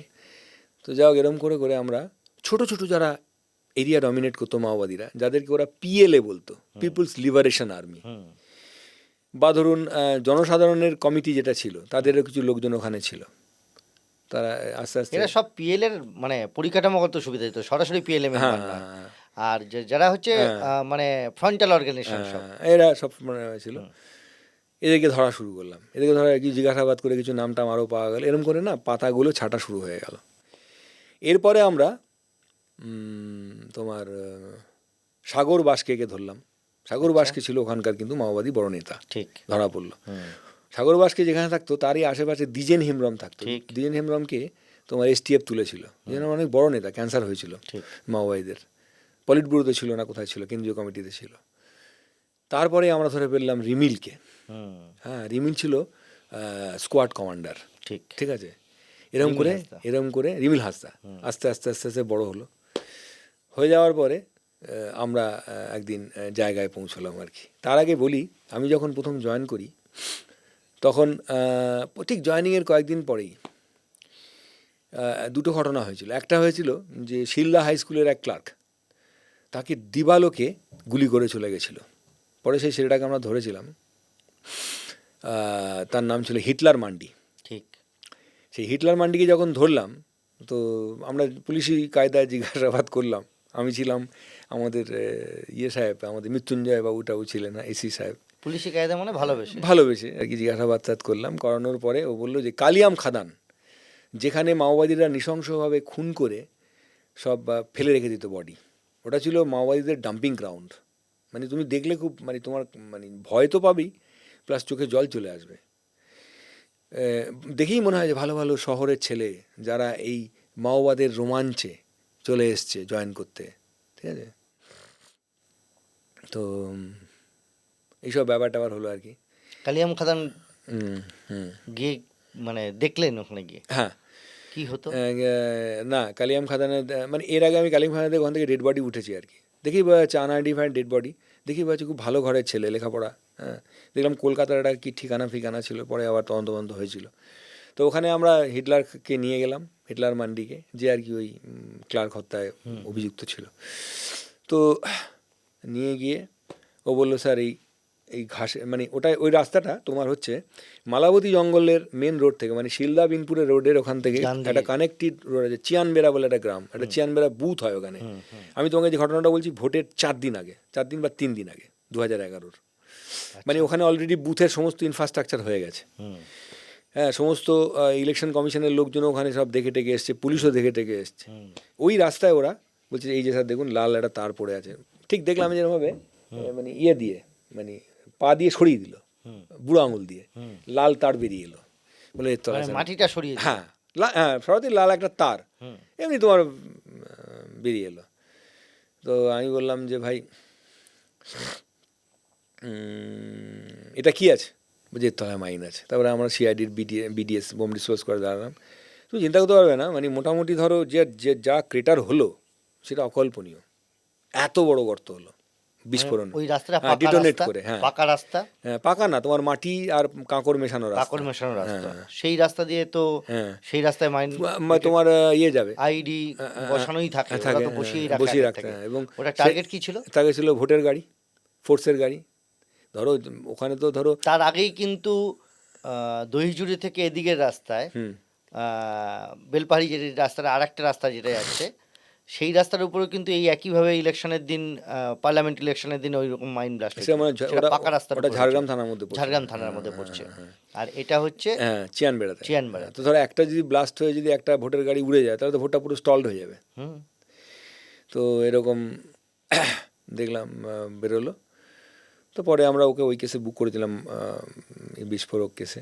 তারপর আরেকটা ঘটনা হয়েছিল যে তোমার মানে আমি জয়েন করা 2 দিন বাদেই তোমার মাদরমণি বলে একটা জায়গা রয়েছে। মাদরমণি হচ্ছে লালগড়ের বর্ডারের কাছে। Border, হ্যাঁ। তো ওটা বিনপুর থানা এলাকার মধ্যে পড়ে। হুম। তো ওটাও জঙ্গলের মধ্যে দিয়ে গেলে হ্যাঁ, একদম বর্ডারের রেখা, লালগড়। ওইখানে তোমার আমাদের যৌথ বাহিনীর সঙ্গে আমাদের সঙ্গে মাওবাদীদের লড়াই হয়েছিল, বন্দুক যুদ্ধ হয়েছিল, সম্মুখ গুলির লড়াই। গুলির লড়াই। এবং সেখানে খোকন মাহাতো বলে একজন মাওবাদী মারা গেছিল, হুম। এবং সিআরপিএফ এক জওয়ান মারা গেছিল। এবং প্রচুর আর্মস ফার্মস এটা রিকভার কত হয়েছিল। কতক্ষণ ধরে এই লড়াইটা চলে? অনেকক্ষণ, সারা রাতই প্রায়। মানে রাতে রাতে হয়েছিল এটা। অ্যাম্বুশ কাদের ছিল? অ্যাম্বুশ ছিল সিআরপিএফ এর, আচ্ছা আর সঙ্গে আমাদের লোক ছিল। আচ্ছা। আর তো ওদের কি মুভমেন্ট ছিল? ওদের মুভমেন্ট ছিল। আচ্ছা। তো এইবার এটা কি ক্যানেল পাড়ে? ক্যানেল পারে, হ্যাঁ। দিয়ে আমরা পরে সকালবেলা দেখলাম যে রক্তের ট্রেল ওই দিক দিয়ে চলে গেছে। মানে ওরা অনেক মাওবাদী ছিল, তারা ওই দিক দিয়ে পালিয়েছে রক্তাক্ত অবস্থায়। তো যাই হোক গেল। তারপরে একদিন দেখি আমাকে এক মন্ত্রী, নাম করছি না, ঘোষবাবু ফোন করলেন। হ্যাঁ, যে আপনি আইসি বলছেন তো? আমি হ্যাঁ বলছি স্যার। বলছে আমরা ওখানে একটা ক্যাম্প বসাবো। আমি কিসের ক্যাম্প স্যার? Police camp? বলে না না, আমাদের ছেলেদের ক্যাম্প। আচ্ছা বলুন তো কতগুলো 315 রাইফেল লাগবে? আমি বললাম বুঝতে পারলাম না। তুমি বুঝতে পারছো আমি কী বলতে চাইছি? তারপরে আমি তখন ত্রিপাঠী সাহেব ছিলেন এসপি অপারেশন, তখন 2জন ছিলেন এসপি আমাদের অপারেশনটা প্রবীণ ত্রিপাঠী, ঝাড়গ্রামে দেখতেন প্রবীণ ত্রিপাঠী, আর মনোজ বর্মা সাহেব ছিলেন এসপি পশ্চিম মেদিনীপুর। তো আমি বললাম, বলার পরে বললো না না এগুলো করতে দেওয়া যায় না, উনি স্টেট বলে দিলেন। হ্যাঁ, তো হয়নি আর কি। তো কিন্তু ওখানে তো অনেকগুলো ক্যাম্প ছিল বলে শোনা যায়। হ্যাঁ, এবার আমার এলাকায় যে ক্যাম্পটা ছিল, না হারমাত ক্যাম্প বলছি। হারমাত ক্যাম্পের কথাই বলছি। আমার জায়গায় হারদায় ক্যাম্প ছিল, আমি কিন্তু রেড করেছিলাম, করে ওখান থেকে অস্ত্র উদ্ধার করেছিলাম। এবং সিপিএমের নেতা ছিল ডিওফাই, তাকে অ্যারেস্ট করেছিলাম, 2-3 জন ধরা পড়েছে সিপিএমের, আমি একদম পুরো অ্যাবলিশ করে দিয়েছিলাম। এবং এটা নিয়ে সিপিএমের সঙ্গে আমার কিন্তু দ্বন্দ্বযুদ্ধ হয়েছিল যে কেন এরকম করা হচ্ছে। ঠিক আছে, তো ওরা জানতো ওরা ফিরবে আর কি। তা আমাদের তো ওগুলো জানার দরকার নেই যে কে ফিরবে না, তখন ইলেকশন কমিশন চলে এসেছে। কিন্তু সাধারণ মানুষ যদি তাদের প্রতিরোধ তৈরি করার জন্য নিজের কাছে অস্ত্র ধরে, উল্টো দিকে তো অস্ত্র, হ্যাঁ, তো সাধারণ মানুষ যদি প্রতিরোধ করার জন্য পুলিশকে তো সবসময় ডাকলে পাচ্ছে না, পুলিশ তো ভয় যাচ্ছে না। উল্টো দিকে সেটা দেখো, আমি তোমাকে বলি সাধারণ মানুষের কাছে আমি জাস্টিফাই করছি না হারমাত ক্যাম্প, কিন্তু এটা তো ঘটনা। ওই এলাকার প্রতিটা জায়গা আমার চেনা, আমি এরকম দেখেছি দিনের পর দিন মানুষ অত্যাচারিত হয়েছে। কিন্তু হারমাত ক্যাম্পে যারা থাকতো, আমি তোমাকে বলি বেসিক জিনিসটা, তারা কিন্তু ডেডিকেটেড সিপিআইএম ছিল না। না দরকার নেই, ভাড়াটে সৈন্য। তারা কিন্তু লুটপাট করতো, এবং সাধারণ কার মানুষ বাড়িতে লুটপাট করবে? যেখানে যেত অ্যাকশানে যাওয়ার থেকেও বড় কথা যে তারা আটকানোর জন্য, বাঁচানোর জন্য তো আছে অনেকে। বাঁচানোর জন্য কেউই, আমি তো আজ পর্যন্ত দেখিনি আমার চাকরি জীবনে কোনো হারমাত ক্যাম্পে কেউ কোনোদিন বাঁচিয়েছে। যখনই মাওবাদী অ্যাটাক শুরু হয় তখনই পালিয়ে যায়। আমাদের এলাকায় হারদাতেই ছিল একমাত্র ক্যাম্প, তো সেই ক্যাম্প আমি গুঁড়িয়ে দিয়েছিলাম, আমরা রাখিনি আর কি। তা আবার এমনও দিন গেছে, তোমাকে আমি ঘটনা বলি যে একদিন আমরা দুপুরবেলায় আমরা সব থানা তো খাওয়া দাওয়া করছে, হঠাৎ খবর এলো যেরকমভাবে একটা ছেলেকে মালাবতী জঙ্গল থেকে, সিপিএম সাপোর্টার, তাকে কিডন্যাপ করে নিয়ে গোলাশুলির জঙ্গলে নিয়ে চলে গেছে, বিনপুর হসপিটালের কাছে। হ্যাঁ, তো এবার থানাতে সে সময় কোনো লোক নেই ওই রকমভাবে চটজলদি, এবং গুলিবিদ্ধ অবস্থা নাকি পড়ে আছে, রক্ত হয়েছে, যদি না তোলা যায় তাহলে ব্লিডিং হয়েই মারা যাবে। তখন থানাতে, এবং আমি একজন অদ্ভুত সাহসী সাব ইন্সপেক্টর পেয়েছিলাম, মণ্ডলবাবু, রিটায়ার করে গেছেন ডিপার্টমেন্টাল। তাই বললাম মণ্ডলবাবু যাবেন? বলে হ্যাঁ স্যার চলুন। আমি এবং মণ্ডলবাবু তো একটা মোটর সাইকেলে, আমি AK-47 নিলাম একটা, আর মণ্ডলবাবুর পেছনে 9mm গুঁজে দুজনে চলে গেলাম। গিয়ে দেখি ওইখানটায় ছেলেটা পড়ে আছে রক্তাক্ত অবস্থায়। তো আমি ওখানে যারা পাতা ঘুরোচ্ছিল তারাও ভয়ে পালাচ্ছে। আমি কতক্ষণ পড়ে আছে বলেছে এই স্যার ফেলে দিয়ে চলে গেল। কোন দিয়ে গেল? ওদিকে। আমি দেখলাম যে ধাওয়া করে লাভ নেই, কারণ এটাকে বাঁচাতে হবে। তারপরে আমি বললাম যে মণ্ডলবাবু বললো স্যার একটা কাজ করুন, আপনি ওকে তুলে মাঝখানে বসান, আর আপনি তারপরে বসুন। মানে আমি ইনজিওর্ড, তারপরে হচ্ছে মণ্ডলবাবু ইনজিওর্ড, তারপরে আমি, মানে মণ্ডলবাবু চালাচ্ছে। আমি AK-47 থেকে দুদিকে দুটো ব্রাশ ফায়ার করে দিলাম, 5-7টার গুলি দুদিকে ফাটাফাট করে, যাতে আমাদের একটা জোন তৈরি হয়, কেউ না আসে, কাভারাং কাভার কাভার কাভার করার জন্য। তারপরে বেরিয়ে গেলাম, বেরিয়ে গিয়ে আমরা বিনপুর হসপিটালে রাখলাম, রেখে ওখান থেকে ডাক্তার বললো বাঁচানো যাবে, কি একটা ইঞ্জেকশন দিল, বললো আপনি মেদিনীপুর হসপিটালে নিয়ে চলে যান। মেদিনীপুর নিয়ে গেলাম, ওখান থেকে কলকাতা। হি সারভাইভড। এবং পরে আমায় কিন্তু ওখানকার যারা সিপিএম টিপিএম করে তারা আমায় খুব ধন্যবাদ জানিয়েছিল যে স্যার আপনি একটা ছেলের জীবন। মা তো এসে আমার কান্নাকাটি শুরু করে দিল। তো যাই হোক, এটাও একটা ব্যাপার। ওখানে জঙ্গলমহলে ছিলেন যে এতদিন, সব থেকে বড় কোনো অপারেশন হ্যাঁ, কি হয়েছিল? যেটা হয়েছিল যে ধরুন ওখানে না, আমি যখন শিলদায় গেলাম, আমি যখন বিনপুরে গেলাম চার্জ নিয়ে, তখন শিলদা কেসে আমার সরস্বর মাহাতোর নাম এসেছিল। এর আগে ওই যে ট্রেন কি জানো, জ্ঞানেশ্বরী কাণ্ডে, ওখানেও ওর নাম ছিল। সবকিছুতেই সবকিছু শশধর শশধর, থাকা, হ্যাঁ। শশধর এবং সেই বেঙ্গল, সময় ঝাড়খণ্ড, ওখানকার- ওড়িশা যে রিজিওনাল কমিটি ছিল, border regional ওর এরিয়া কমান্ডার ছিল। মানে আমি বলবো যে কিষাণজিৎ থেকে, আপনিও নিশ্চয়ই স্বীকার করবেন, কিষাণজিৎ থেকেও কিন্তু আপনার শশধর মাহাতো আমার মনে হয় পোটেনশিয়াল অনেক বেশি ছিল ওই জায়গায়। লোকাল নেতা হিসেবে শশধর হ্যাঁ, অনেক এগিয়ে। এবং কিষাণজি কিন্তু ওর কাঁধেই ভর করে থাকতো। ঠিক। বাদ বাকি কিষাণজির কিন্তু ওখানে বিরাট কিছু ছিল না। তো এরকম করতো। তারপরে ইলেকশনের ঠিক আগে আমাকে সাহেব বললেন, ত্রিপাঠী সাহেব, যে সুকমল তোমার তো ওই জায়গাটা খুব ডেঞ্জারাস আছে, তো আমরা তোমাকে এক কোম্পানি সিআরপিএফ দিচ্ছি, রাখার জায়গা করো। তো আমরা আধারিয়া যে পঞ্চায়েত অফিস আছে ওখানে আমরা রাখার ব্যবস্থা করলাম। তো যেদিনকে রাখা টাকার সমস্ত ফ্যান ট্যান লাগিয়ে টাগিয়ে দিয়ে এলাম, যৌথ বাহিনী তার দুদিন পরে ঢুকবে, সিআরপিএফ ঢুকবে। হ্যাঁ। হঠাৎ দেখি তার পরের দিন খবর এলো যে ওই পঞ্চায়েত অফিসটাই মাইন দিয়ে উড়িয়ে দিয়েছে। ঠিক আছে, এবং পোস্টার লিখে গেছে যে পঞ্চায়েত অফিস জনসাধারণের অফিস, এই অফিস সেনাবাহিনীর জন্য বা পুলিশের জন্য নয়। ঠিক আছে, মাওবাদী, সিবিআই মাওবাদী। তারপরে আমরা ভেতর থেকে জানলাম যে এটা শশধরই করে গেছে, যাতে করে মাওবাদী না ঢোকে, মানে এরা না। হ্যাঁ। তো আমাদের তখন একজন ভালো সোর্স ছিল, নাম বলছি না, তো এই সোর্সটা, এবং আমাদের ডিএসপি সাহেবেরও, অমলান সাহেবেরও সোর্স ছিল। এরা বললো যে এরকম বিনপুর এবং জামবনির বর্ডার চনসরো গ্রামে আপনার একটা বাড়িতে ও আছে, সরোদর মাহাতো আছে, সুচিত্রা মাহাতো আছে, আরও ছেলেপেলে আছে। আমি সোর্সকে বললাম যে এটা তুই লোকেট কর। বলছে স্যার লোকেট করা খুব সহজ, গ্রামে তো সব তো কাঁচা বাড়ি, হ্যাঁ, আর সরোদর মাহাতোর হাঁপানি আছে, যদি পাকা বাড়ি ছাড়াও থাকবে না। তো পাকা বাড়ি দেখুন মানে কোথায়, মাটির বাড়িতে স্যাঁতস্যাঁতে হ্যাঁ বলে, হ্যাঁ অ্যালার্জিক ইনফেকশন। হ্যাঁ। তো বলার পরে বলছে যে ওকে আমরা লোকেট করলাম বাড়িটা, যে ঝাড়খণ্ড পার্টির এক নেতার বাড়িতে থাকে, তখন তো জোর করে থাকতো এরা। তো প্ল্যান ঠিক হলো। মুকেশ কুমার সাহেব ছিলেন তখন অ্যাডিশনাল এসপি অপারেশন, খুব হেল্প করেছিলেন। তখন তো ঝট করে এরকম অপারেশনের পারমিশন পাওয়া যেত না। তো আমি সাহেবকে বোঝালাম, মুকেশ কুমার সাহেবকে, এখন সিপি আছেন বিধাননগরে, যে স্যার এটা পাওয়া যাবে, এবং উনি আমাদের উপর খুব আস্থা রাখতেন। ঠিক।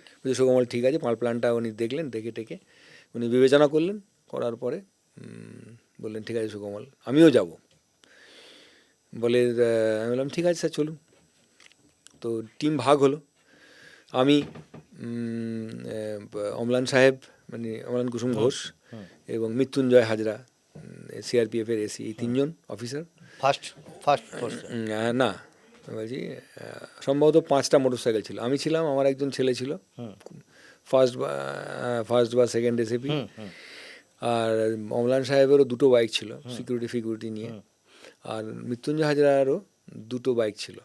না, আমি বলছি গ্রুপটা, ফার্স্ট গ্রুপটা হচ্ছে আপনারা। আমরা, হ্যাঁ, ফার্স্ট গ্রুপের প্রথমে আমি আছি। আচ্ছা। প্ল্যান অফ অ্যাকশন ছিল যে আমি চটি পড়ে গেছিলাম যাতে করে না বুঝতে পারি। আর এমনি সিভিল, হ্যাঁ।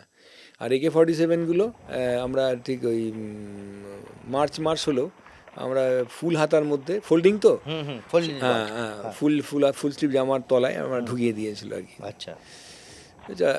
তো যা হোক, ও প্ল্যানটা ছিল যে আমরা বাড়ির সামনে যাব, আমরা ডাকবো, ডাকলেই পুলিশ বুঝবে ফায়ার করবে বা বন্দুক নিয়ে বেরিয়ে আসবে, তখন আমরা ফাঁকা ফায়ার করব, তখন ও আরও অ্যাসিওর্ড হয়ে যাবে যে ও করেছে। তারপরে ওরা যদি ফায়ার করে তাহলে আমাদের ডিফেন্সিভ ফায়ার যেরকম হয় সেরকম আর করবো। না হলে আপনারা ধরার টার্গেট নিয়ে target গেছেন। নিয়েছিলাম। আমরা কখনোই কিন্তু মারার টার্গেট নিয়ে যাইনি। তো সেই এবার যখন যাচ্ছি তখন গোলাশুলির জঙ্গলে বৃষ্টি শুরু হয়ে গেল। আচ্ছা, তো বৃষ্টি প্রত্যেকে তো মোটরসাইকেলে। হ্যাঁ, মোটরসাইকেলে। আচ্ছা, এই যে মুকেশ কুমাররা, মানে সেই সময় ওরা যারা ছিলেন, ওরা হ্যাঁ, এবার মুকেশ কুমার সাহেব করলেন কি, ওদের সারাউন্ডিং। হ্যাঁ, ওদের সারাউন্ডিংটা। আচ্ছা, একটা প্রথমে আমরা, হ্যাঁ, তারপরের সার্কেলটা হচ্ছে সিআরপিএফ এর জওয়ানরা থাকবে, ঠিক। ওরা ওই দিক দিয়ে ঢুকবে, হ্যাঁ, উল্টো দিক জামবনি থেকে। হয়ে হ্যাঁ, ঢুকবে, আর ওনাদের সঙ্গেই আমাদের অপারেশন সাহেব মুকেশ কুমার সাহেব থাকবেন, ছিলেনও। ঠিক। আর এই রাস্তাটা গিয়ে জামবনির দিকে উঠেছে। হ্যাঁ, জামবনির দিকে উঠেছে, আমাদের আর ঝাড়খণ্ড চলে গেছে। হ্যাঁ, তো এবার বৃষ্টি শুরু হয়ে গেল। আমার সেদিকে খুব জ্বর, হ্যাঁ, জ্বর নিয়ে গেছিলাম আর কি, অ্যালপাল ফ্যালপাল খেয়ে। আমি বললাম যে স্যার বৃষ্টির মধ্যে ভালো লাগছে না, ছেড়ে দিন, বেশিরভাগ থাকবে কি থাকবে না ঠিক নেই। তখন বলছে যে এসডিপিওকে বললেন, অমলানকে বললেন। অমর সাহেবকে বললাম, হ্যাঁ, তখন বললেন, তারপরে কিছু বৃষ্টি থামলো, তারপরে আবার বললাম ঠিক আছে চলুন দেখি একবার। উনিও বললেন চলুন, যখন বেরিয়ে দেখা যাক, কপাল ঠুকে যদি পাওয়া যায়। তারপরে গেলাম, গিয়ে বাড়িতে পৌঁছলাম, সোর্স তো রেখেই রেখেছিল, আইডেন্টিফাই করা বাড়ি। আর একটাই পাকা বাড়ি। হ্যাঁ, বাড়ির একটা জানলা রয়েছে রাস্তার দিক করে, আর এদিকে ডান দিক দিয়ে ঘুরে সামনে হচ্ছে দরজা। তো দরজার ওখানে গিয়ে আমি ফার্স্ট বললাম, সরদারকে ডাকলাম, ডাকার পরে কি নামে ডাকলেন? শশধর বলে? কিরণ, ওর ডাক নাম কিরণ। ইয়েস। হ্যাঁ, কিরণ বলে ডাকলাম, ডাকার পরে কে, ও তো বুঝতে পেরেছে কিছু একটা ব্যাপারে। হ্যাঁ, কে বুঝতে পেরেছে একটা, তাহলে বেরিয়ে আয়, ঠিক আছে। কেউ নেই বাড়ির সামনে, আশেপাশে কেউ নেই, আমরা পুলিশ, বৃষ্টি হচ্ছে তখন। আমরা পুলিশ। হ্যাঁ, বৃষ্টি হওয়ার জন্য কিন্তু ওই যে সেন্ট্রিটা আছে সরে গেছিল, নাহলে খবর হয়ে যেত। আচ্ছা, কি ব্রিজেশ না কি একটা নাম ছিল, দিয়ে নামটা, সেন্ট্রি তো রাখা থাকে। হ্যাঁ। তো যাই হোক, তারপরে দেখলাম ও আর্মস নিয়ে বেরিয়ে আসছে, ঠিক আছে, সামনে। হ্যাঁ, একদম সামনে, দরজা খুলে বেরিয়ে? হ্যাঁ, দরজা খুলে আর্মস নিয়ে। এবার আমি একটা ফাঁকা ফায়ার করলাম, ঠিক আছে। আচ্ছা, আপনি কি 9mm? 9mm ছিল ফাঁকা ফায়ার করতে।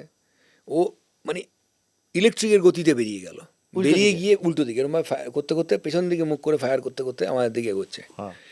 এবার যখন আমাদের ফায়ার করছে, আমাদের আপনাদের দিকে ফায়ার করছে, অথচ পিছিয়ে যাচ্ছে। হ্যাঁ হ্যাঁ, মানে পিছন দিকে কোনো পালানোর রাস্তা আছে? হ্যাঁ, পিছনে মাঠ আছে, মাঠের মতো রাস্তা।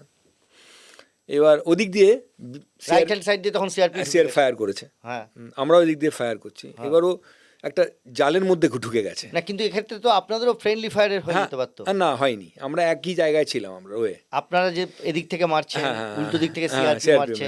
না, সিআরপিএফ তো মারছে এই দিক থেকে, হ্যাঁ, এই দিক থেকে মারছে, আমরা রয়েছি এইখানে, আর ও রয়েছে আপনার জায়গায়। আচ্ছা, বুঝতে পারছেন? ও, তাহলে কোনো অসুবিধা নেই, এখানে ফ্রেন্ডলি ফায়ারের কোনো ব্যাপারই নেই। এরপরে দেখলাম ধপ করে পড়ে গেল, ঠিক আছে, মানে ওকে আপনারা দেখতে পাচ্ছেন? হ্যাঁ, দেখতে পাচ্ছি দৌড়চ্ছে, আপনারা ফায়ার করছেন ওকে টার্গেট করে, হ্যাঁ, ও আপনাদের টার্গেট করে ফায়ার করছে। এর মধ্যে পড়ে গেল।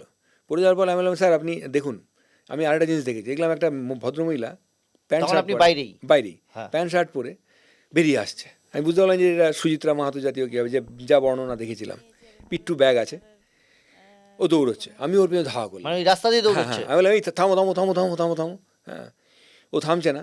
তো এবার আমি একটা ব্ল্যাঙ্ক ফায়ার করতে যাব, তো দেখি আমার 9mm কক হয়ে গেল।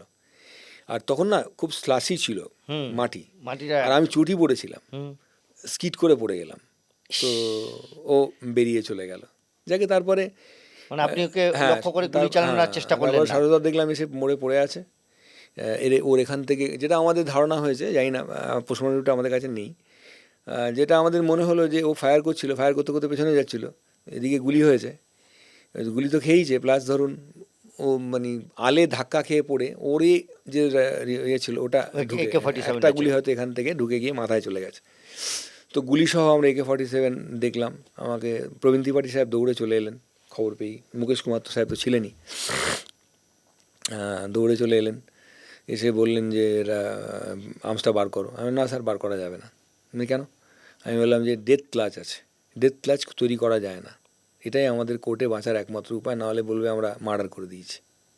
ও যে গুলি চালাচ্ছিল, এবং স্যার ওর হাতে গান পাউডারের রেমনেন্ট পাওয়া যাবে হ্যান্ড ওয়াশ নিলে, PM-এর সময় আমরা রিকুইশন দেবো। এবং আলটিমেটলি ডেথ ক্লাসটা কি আরেকবার বলুন ভালো করে? ডেথ ক্লাস হলে ধরুন আপনি যদি মৃত্যুর সময় হাতে একটা পেন থাকে, হুম এই মুঠোর মধ্যে কিন্তু পেনটা ধরা থাকে, হুম আটকে যাবে। আটকে থাকবে, হুম এবং এটা কিন্তু আপনি আর্টিফিশিয়ালি ঢোকাতে পারবেন না, ঠিক। এবং খোলাও যাবে খোলা না। যাবে না। খুললে বোঝা যাবে যে আপনি খুললে খুলেছেন, বোঝা যাবে যে এবারে খুলেছেন, খুলে খুলে তো আপনি মুড়তে পারবেন না। হুম কিন্তু ও যখন AK-47 ধরে রয়েছে, শুধু ধরে থাকা নয়, ট্রিগারে আঙুলটা হাঁটির ছিল। আঙুল দিয়ে রয়েছে, ঠিক আছে, ছবিটা এখনো স্পষ্ট আমার কাছে, ট্রিগারে একদম আঙুল দেবে ওখানে ছিল। ছিল, এরকম চিত হয়ে পড়ে আছে। হুম আপনি গেছিলেন না? হুম আচ্ছা, যাই হোক। তো এইসব হলো টলো হয়ে যাওয়ার পরে ম্যাজিস্ট্রেট ফাইজিস্ট্রেট এলো, ম্যাজিস্ট্রেটরা এলেন, ফটোগ্রাফি হলো, ভিডিওগ্রাফি, সাংবাদিকরা, আমি সাংবাদিকদের ডাকুন sir, because they will circulate the news, encounter না মার্ডার। তখন মানে এনকাউন্টারটা হয়েছিল মার্চ মাসে, 10th মার্চ, বিকেল তখন 5টা 5:30 মতো ঠিক। বাজে আর কি। তো তারপরে তো নিয়ে আসা হলো, হয়তো জামবনি থানায় কেস হলো, যেহেতু প্লেস অফ অকারেন্স হচ্ছে জামবনি জামবনি, থানা। yes, হ্যাঁ। তারপরে একটা ব্যাপার কি, যে তখন না আমি দেখেছিলাম যে ভালো কাজ করলে জুডিশিয়াল অফিসাররাও খুব হেল্প করে এবং ওনারা বুঝতে পারেন।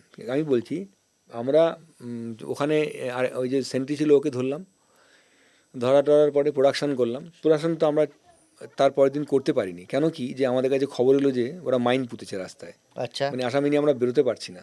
আচ্ছা, ঠিক আছে, স্টে করে গেছে। হ্যাঁ, এবার ধরুন, হ্যাঁ, সে শস্যধরের বডি রয়েছে, ওদিকে হ্যাঁ, আসামিও রয়েছে। হ্যাঁ, আমরা করতে পারছি না। হুম এবং আমরা ঠিক করলাম যে আমরা প্রোডাকশন করবো না, আমরা মাটির রাস্তা তো। হ্যাঁ, আমরা গ্রাউন্ড দেখাবো, হুম যা কোর্টে আমি সাহেবকে বলবো, আমরা উনি নিশ্চয়ই জুডিশিয়াল অফিসাররা বুঝবেন, ওরা তো মানুষ, যে আমরা কীভাবে কী অবস্থায় কাজ করছি। তো তখন তো ঝাড়গ্রামে হই হই পড়ে গেছে, সরদার মাহাতার এনকাউন্টার হয়ে গেছে। তো এইরকম, তো তারপরে ওই দিন, পরদিন যখন আমরা প্রোডাকশন করলাম, ওরা দেখলাম ওদের লয়ার, মাওবাদীদের লয়ার, নাম করছি না, ঝাড়গ্রামই বাড়ি, উনি একটা পিটিশন দাখিল করলেন, করে বললেন যে এরকম হেভিয়ার ডিলে করা হয়েছে 24 আওয়ার্সের আনলফুল রংফুল ডিটেনশন, কেন এ মামলা হবে না। তখন আমি সাহেবকে বললাম যে স্যার, এই ব্যাপার ছিল, আমাদের পক্ষে সম্ভব ছিল না। ম্যাজিস্ট্রেটকে বললেন? হ্যাঁ, আনটিল অ্যান্ড আনলেস আমরা যতক্ষণ না মাইন গাড়ি দিয়ে দেখছি এলাকাটা, আর অনেকটা দূর ঝাড়গ্রাম থেকে, সুইপিং করা হচ্ছে ততক্ষণ সম্ভব ছিল না স্যার, তাতে আমরা মারা যেতাম স্যার, আর আপনি ডেড বডিও উড়ে যেত, ছিদির বিদির হয়ে যেত, ডেড বডির পোস্টমর্টেম করাতে হবে। তো যাকে ওর সাহেব বুঝেছিলেন, পোস্টমর্টেমও হলো, পোস্টমর্টেমে আমরা হ্যান্ড ওয়াশ নিতে বললাম, হ্যান্ড ওয়াশে ফরেন্সিক ল্যাবরেটরি রিপোর্ট এলো যে হ্যাঁ, গান পাউডারের রেসিডিউ থেকে আছে, আছে, মানে ফায়ারিং জাস্টিফাইড আর কি। অ্যাওয়ার্ড পেয়েছিলেন? অ্যাওয়ার্ড।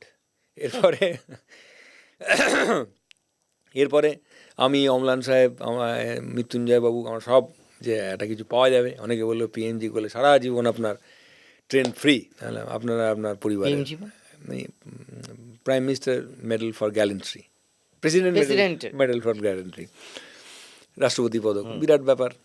তো যাই হোক, যদি পাওয়া যায়, জন্য তো প্রস্তাব পাঠাতে হবে। নবরজিৎ মুখার্জি সাহেব তখন ছিলেন ডিজি সাহেব। এর মধ্যে আবার ওই ওনার যে সিআরপি থেকে আপনাদের বোধহয় কিছু একটা, বলছি আমি আপনাকে, সিআরপি থেকে একজন আমাকে এসি সাহেব এসে, মৃত্যুঞ্জয় সাহেব বললেন যে একটা দারুণ খবর জানি। কী খবর? বলছি ডিজি সিআরপিএফ আসছেন। আমি ডিজি সিআরপিএফ মানে? বলে বিজয় কুমার সাহেব। আমি কেন? বলছে হেলিকপ্টার করে বিনপুর হাই স্কুল মাঠে নামবেন, আমরা হেলিপ্যাড তৈরি করছি, আপনাকে, অমলান সাহেবকে আর পুরো টিমটাকে উনি ফেলিসিটেট করবেন। ঠিক আছে? তো এটা আমার জীবনে, আমি জানি না অমলান সাহেব কী বলবেন, কিন্তু আমার জীবনের খুব সামান্য চাকরি করে থেকে ওঠা, সাব ইন্সপেক্টর থেকে, আমার কাছে একটা বিশাল ব্যাপার ছিল। তো আমরাও দাঁড়িয়ে রইলাম, দেখলাম বাই করে হেলিকপ্টার। সব থেকে বড় পুলিশ ফোর্স, হ্যাঁ, পৃথিবীর সবচেয়ে বড় পুলিশ ফোর্স এবং সবচেয়ে ডিসিপ্লিন ফোর্স, এবং এখন তো মানে ইন্টারনাল ল অ্যান্ড অর্ডারও ডিপ্লয় হচ্ছে বিভিন্ন জায়গায়। তো তার ডিজি এলেন, ঠিক আছে, এবং ওই ডিজিকে আমি ছবিতে দেখেছি, ওনার উনি সাইকেলে করে অফিস যান, অনেক গল্প শুনেছি আর কি, মিথ, কাইন্ড অফ মিথ। তো আমাদের প্রবীণ ত্রিপাঠী সাহেবও এলেন, এসে উনি হেলিকপ্টার থেকে নামলেন। তার আগে ওরা একটা প্রেজেন্টেশন তৈরি করে দিল টিভিতে, ওটা দেখালো। দেখার পরে আমাদেরকে জড়িয়ে ধরলেন, যে have done A splendid job, আপনাদের টিম। ক্যাশ রিওয়ার্ড দিলেন, অঙ্কটা বলছি না, খুবই মানে খুব বিরাট অঙ্ক। তো এটা আমরা মাথার দামও তো প্রচুর, যাই হোক, বিরাট অঙ্ক ছিল পুরস্কার। আমি, অমলান সাহেব আর আমি ঠিক করলাম যে আমাদের যারা সোর্স আছে, যারা খবর দিয়েছে, যারা জীবন ঝুঁকি নিয়ে, তাদেরকেও আমি আর অমলান সাহেব ডিস্ট্রিবিউট করলাম। অমলান সাহেব is a nice police officer, আমার দেখা অত ভালো পুলিশ অফিসার দেখিনি, কিন্তু আমার মনে হয় যে ওনার ঠিক মূল্যায়ন হয়নি। এত ভালো ভ্যালিয়েন্টলি কাজ করেছেন, চিন্তা করা যায় না। এবং আমি আপনাকে একটা কথা বলতে পারি, আমরা কিন্তু পাবলিকের মনে কনফিডেন্স ইনস্টিল করতে পেরেছিলাম যে police is not against public. আমরা কিন্তু আলফার লোককে ধরিনি এবং বুঝিয়েছিলাম যে police is against only the Maoist, এবং সেরকমই ধরা হয়েছিল। ফলে কিন্তু আমরা যে প্রতিরোধগুলো গ্রামবাসীদের থেকে অমুক লালগল মুভমেন্টের সময় অমুক তমুক পেয়েছিল, সেটা কিন্তু আমরা কখনো পাইনি। যে কারণে আমার মনে হয় আপনার এটার গুরুত্ব আছে, যে কারণে আমার মনে হয় পরবর্তীতে আপনি দেখবেন মানে কিষাণজির যে ঘটনা বা অন্যান্য সমস্ত সাকসেস কিন্তু আপনাদের এই বিনপুর, জামবনি এই এলাকাটায়, এবং মানে মূল লালগড়ে কিন্তু পুলিশের সাকসেস খুব কম, হ্যাঁ হ্যাঁ তার বাইরের এলাকায় সাকসেস বেশি। সেখানকার আপনাদের মতো অফিসাররা গিয়ে বা অমলানের মতো অফিসাররা গিয়ে বোঝাতে পেরেছিল সাধারণ মানুষকে, সেইখানে তো কনফিডেন্স বেড়েছিল। এটা একটা ঘটনা সত্যি। এবার আসি অ্যাওয়ার্ডের প্রশ্ন। অ্যাওয়ার্ড এবার এবার না, আমি বলছি আপনাকে, আমি এবার বলি আপনাকে, রাজ্য থেকে আমাদের ত্রিপাঠী সাহেব আমাদেরকে কিন্তু ভালো অ্যাওয়ার্ড দিয়েছিলেন, ক্যাশ রিওয়ার্ডই দিয়েছিলেন। সার্ভিস বুকে তো যেরকম ওঠে সেরকম উঠেছিলেন। মনোজ বর্মা সাহেবও দিয়েছিলেন। তখন আইজি ওয়েস্টার্ন জোন ছিলেন জুলফিকার খান সাহেব, হি অলসো গেভ। হ্যাঁ, সবাই আমাদেরকে কিন্তু, মিথ্যে কথা বলে লাভ নেই, সবাই আমায় কিন্তু দিয়েছিল। কিন্তু যখন ওই পিএমজির কথা উঠলো, PMG full form president medal for gallantry, হ্যাঁ, যখন উঠলো তখন আমাদের ডিজি সাহেব বললেন যে এটা দেওয়া যাবে না, অলরেডি ওর দাদা রিড করেছে এইসব ব্যাপার নিয়ে, যে এটা ভুয়া এনকাউন্টার, সিআরপি এর ডিজি এসে অ্যাওয়ার্ড দিচ্ছে। যাকে, তো আমি ওনাদেরকে যুক্তি দেখালাম যে সিআরপিএফরা কিন্তু অলরেডি নমিনেটেড হয়েছে একই ঘটনায়। মৃত্যুঞ্জয় সাহেবরা এবং তার দুই না তিনজন কনস্টেবল, তারাও গ্যালেন্ট্রি অ্যাওয়ার্ড পাচ্ছে। স্যার, আমরা তো একই ঘটনার অংশ, আমরা কেন পাবো না? তো উনি বলেন টেকনিক্যালি অসুবিধা হয়তো ছিল, যাকে উনি একটা রিওয়ার্ড দিয়েছিলেন, 2000 না 3000 টাকার একটা রিওয়ার্ড, সেটা সার্ভিস বুকে উঠেছিল, যেরকম হয় আর কি। এত জীবনে এত কিছু করলেন, বারবার সবসময় আপনি হেসে যাচ্ছেন যখনই কোনো ঘটনা ঘটছে, যখনই আপনি ধাক্কা খাচ্ছেন, আঘাত পাচ্ছেন। শশধর মাহাতোর মতন একজনের এই ঘটনা, আপনার তো বিরাট অ্যাওয়ার্ড পাওয়া উচিত। সত্যি তো নটন শতমাদ আমাদের টিম, দেখুন আমি অমলানবাবু আমরা যা কাজ করেছি ওখানটায়, আমি বলছি আপনাকে, এরপরে তারা সিং আর বিকাশ যে গ্রুপটা ছিল ওই জামমনির দিকে, আমরা খবর পেলাম ওদের আর্মস আছে। আমরা একটা বিশাল আর্মস ধরেছিলাম। তাতে ধরুন পুরুলিয়াতে মনে আছে, পুরুলিয়াতে আরপিএফ পুরুলিয়াতে আরপিএফ এর আর্মস ছিনতাই হয়েছিল, সেই আর্মস আমরা উদ্ধার করেছিলাম। সেই আর্মস, সেগুলো তো পিএলএ লেখা ছিল, পিপলস লিবারেশন আর্মি। এবং শরধর মাহাতো যিনকে বন্দুকযুদ্ধে মারা গেল, তারপরে পরের দিনও আমরা কিন্তু আমাদের বিনপুর থানা এলাকায় একটা সর্ষে ক্ষেত থেকে, আজকে সকালবেলা অমলান সাহেবের সঙ্গে কথা হচ্ছিল, আমরা বিশাল আর্মস ধরেছিলাম। এবং ওটা বাদ দিন, আপনি নাম শুনেছেন তো, শালবনী স্কোয়াডে রাখাল মাহাতো ঠিক আর ধরিত্রী হাঁসদা, এদেরকেও আমরা ধরেছিলাম, বুঝতে পারছেন তো? তো আমরা কিন্তু মানে না, আমার বক্তব্য একটাই, এত কাজ করবেন, এই যে প্রেসিডেন্ট গ্যারান্টারি যে অ্যাওয়ার্ডটা, মেডেলটা, এটা জন্য পাঠালো না, আপনাদের একটা রিড করা হয়েছে। তো এরকম যে কেউ তো রিড করতে পারে, তো রিড করা হলেই পাঠানো হয় না এরকম? দেখুন, এগুলো তো সাহেবদের উপর নির্ভর করে। আমাদের যারা সাহেব ছিলেন, ত্রিপাঠী সাহেব, প্রবীণ ত্রিপাঠী সাহেব, বা তারা তো পাঠালেন, বর্মা সাহেব সর্বোচ্চ জায়গা থেকে গেল না। হ্যাঁ, বর্মা সাহেব, এরা কিন্তু চাইছিলেন যে আমরা পিএমজি, ওনারাই বলেছেন যে তোমাদেরকে পিএমজির জন্য বিবেচনা করা হচ্ছে। And don't know why DG সাহেব ওয়াজ নট উইলিং, মেবি। যাই হোক, খারাপ লাগা থাকে না, এই যে এত ধাক্কা খেলেন, এতবার ট্রান্সফার হচ্ছে, বদলি হচ্ছে, বাজে কথা শুনছেন, গুলি খাচ্ছেন, অ্যাওয়ার্ড পাচ্ছেন না? কী বলুন তো, ব্যাপারটা হচ্ছে যে মানে এটা না, আপনার কি বলবো, আমার একটা ছোটোবেলা থেকে যেভাবে আমরা লড়াই দেখেছি। আপনি দিবার দেখেছেন? হ্যাঁ, দিবারে, পুরনো দিবার, হ্যাঁ পুরনো দিবার, অমিতাভের, সেই যখন ডনের কাছে, ডাবার সাহেবের কাছে যাচ্ছে, গিয়ে বলছে এই নাও 50,000 টাকা তোমার, তখন ও বাইরে তাকিয়ে আছে, বলছে যে তুম ক্যা দেখ রহে হো বিজয়? বলছে দেখ রহা হুঁ বাহার মে এক औरत और उसकी 2 लाचार बच्चे दर दर ठोकर खा रहा है। তো আমি আমার মাকে, আমার বাবা যেভাবে ভুগছিল, সাফার করছিল, সে সময় যেভাবে আমি লড়াই করতে দেখেছি, আমার কাছে কিন্তু কোনো কিছু, আমাকে বহুবার ধাক্কা দিয়েছে, বহু ধাক্কা খেয়েছি, ঠিক আছে, ডিপার্টমেন্ট থেকে কিছু অফিসার ভালো বলেছে, হ্যাঁ, তো কিছু অফিসার ভালো বলেনি, এখনও ধরুন চলে গেছি ডিপার্টমেন্ট থেকে, কেউ ফোন তোলে না, কিন্তু আমার মনে কোনো দিন আত্মপ্রত্যয় কমেনি। আমার মনে হচ্ছে যে দেখুন, আপনি তো হাসি দিয়ে উড়িয়ে হ্যাঁ দিচ্ছেন। আমি দেখুন, আপনি যে ডাকলেন আমাকে আজকে, দ্যাট ইজ এ রিওয়ার্ড। এটাই তো বড় রিওয়ার্ড। আজকে ধরুন চন্দ্রবান গ্রামে সোহরাব হোসেন বলে এক নেতা আছে, আশরাফ বলে আমার কেস পার্টনার ছিল, ওই যে অনিল বোস যে কেসটাই করেছিল, আচ্ছা রুটির লাইনে কাজ করে কলকাতায়, আলী বলে একটা লোক আছে, সেও কেস পার্টনার ছিল, এরকম 5-6 জন। তারা যখন বলে যে স্যার আপনাকে কে কী বললো জানি না স্যার, আপনি চন্দ্রবান লোকের নাম আপনি প্রাণ বাঁচিয়েছেন, আমরা আপনার কাছে কৃতজ্ঞ স্যার। হ্যাঁ, তো কোনো ব্যাপার নেই, এটাই তো রিওয়ার্ড। বলুন রিওয়ার্ড দিয়ে কী হবে বলুন, রিওয়ার্ড কী আছে? অনেকেই রিওয়ার্ড পেয়েছে, আমার মতো অযোগ্য অনেক লোক আছে যারা রিওয়ার্ড পায়নি। আমার মতো অযোগ্য উইদিন ইনভার্টেড কামা অনেক লোক আছে যারা রিওয়ার্ড পায়নি, তাতে কী এসে এটা গেল? কষ্ট থেকে বলছেন। না না, ওটা কোনো ব্যাপার নয়। হ্যাঁ, আমি যখন এই রিটায়ারমেন্টের পরে আমি অনেক জায়গায় ইন্টারভিউ দিতে গেছি, তো চাকরির জন্য, জবের জন্য একটা এনগেজমেন্টে থাকতে হবে। আমাকে অনেক জায়গায়, আপনি রিওয়ার্ড পাননি, সেবা পদক পাননি। আমি পাইনি, আমি সেবা করেছি, বাট পদক তো দেবে অন্য লোক। আপনি ঈশ্বরের নিত্য সেবা করেন, ফুল দেন, জল দেন, বাতাসা দেন, অ্যান্ড ঈশ্বর কি দেবে সেটার দায়িত্ব তো আপনার নয়, ঈশ্বরের। আপনি ঈশ্বরের উপর ছেড়ে দিতে হবে। ঈশ্বর যদি না দেয় কী করা যাবে, ইটস ওকে। খড়গপুরে আপনার পোস্টেড হলো। হ্যাঁ, খড়গপুরে বসে হলো। খড়গপুরে আপনি পোস্টেড হলেন, তারপর কি হয়েছিল খড়গপুরে? খড়গপুরে বসে হওয়ার পরে মানে ওখানটায় দেখলাম যে রামবাবু যে আছে, আরেক মাফিয়া, মানে শুরু করেছিলেন জীবনে হুব্বাস আমল, রমেশ মাহাতো দিয়ে, তারপরে এখানে গিয়ে আবার খড়গপুরে। এবং ওখানে গিয়ে দেখলাম যে এই রামবাবু তখন সিনু নাইডু মার্ডার কেসে জেলে, বহুদিন ধরে জেলে আছে। আর এদিকে আপনার ওরই কি সাঁকরের ছিল, শঙ্কর রাও, সঞ্জয় সিং, এরা জেলে আছে, কিন্তু প্রতিদিনই এক্সটর্শন হচ্ছে, জানা বাইরে গেল। হচ্ছে। হ্যাঁ, বাইরে হচ্ছে, জানা গেছে। মূল ক্রিমিনাল জেলে, হ্যাঁ, অথচ বাইরে তোলাবাজি চলছে। হ্যাঁ, এবং ওদের নাম করে চলছে। আচ্ছা, তো আমি জেলে আমার সোর্স ছিল, তো আমি তাকে বললাম যে ভাই ওদের নাম্বারগুলো দিত, ঠিক আছে, নাম্বারগুলো ইন্টারসেপশন নিয়ে দেখলাম, সালা ওরাই কথা বলছে, ওদের লোক এখান থেকে টাকা তুলছে। তারপর কয়েকটাকে ধরার পরে ওদেরকে আবার পিসিতে নিয়ে আসলাম, ঠিক আছে, পিসিতে নিয়ে এসে যেভাবে ভালোবেসে জিজ্ঞাসাবাদ করার পরে। আপনি কি জেলে রেড করেছিলেন? হ্যাঁ, এবং ওই যে মোবাইল ছিল, বাঁকুড়ার জেল না, সম্ভবত বাঁকুড়া জেলেই রেড হয়েছিল, যে জেলের অথরিটি রেড করেছিল, আমাদের প্রেজেন্স ছিল, মোবাইল টোবাইল সিজ হয়েছিল, ঠিক আছে, কেস হয়েছিল, ঠিক আছে, এটা দারুণ ব্যাপার আর কি। তারপরে তাহলে জেল অথরিটির এগেনস্টেই তো মামলা করা উচিত। হ্যাঁ, একজন কনস্টেবলের বিরুদ্ধে, ওদের জেলের একজন সিপাহীর বিরুদ্ধে ওদের ডিপার্টমেন্টাল প্রসিডিং চালু হয়েছিল, আমি শুনেছিলাম আর কি। আমি অত খবর রাখিনি, কারণ ইন্টারেস্ট ছিল না, আমার যেটা কাজ আমার হয়ে গেছে।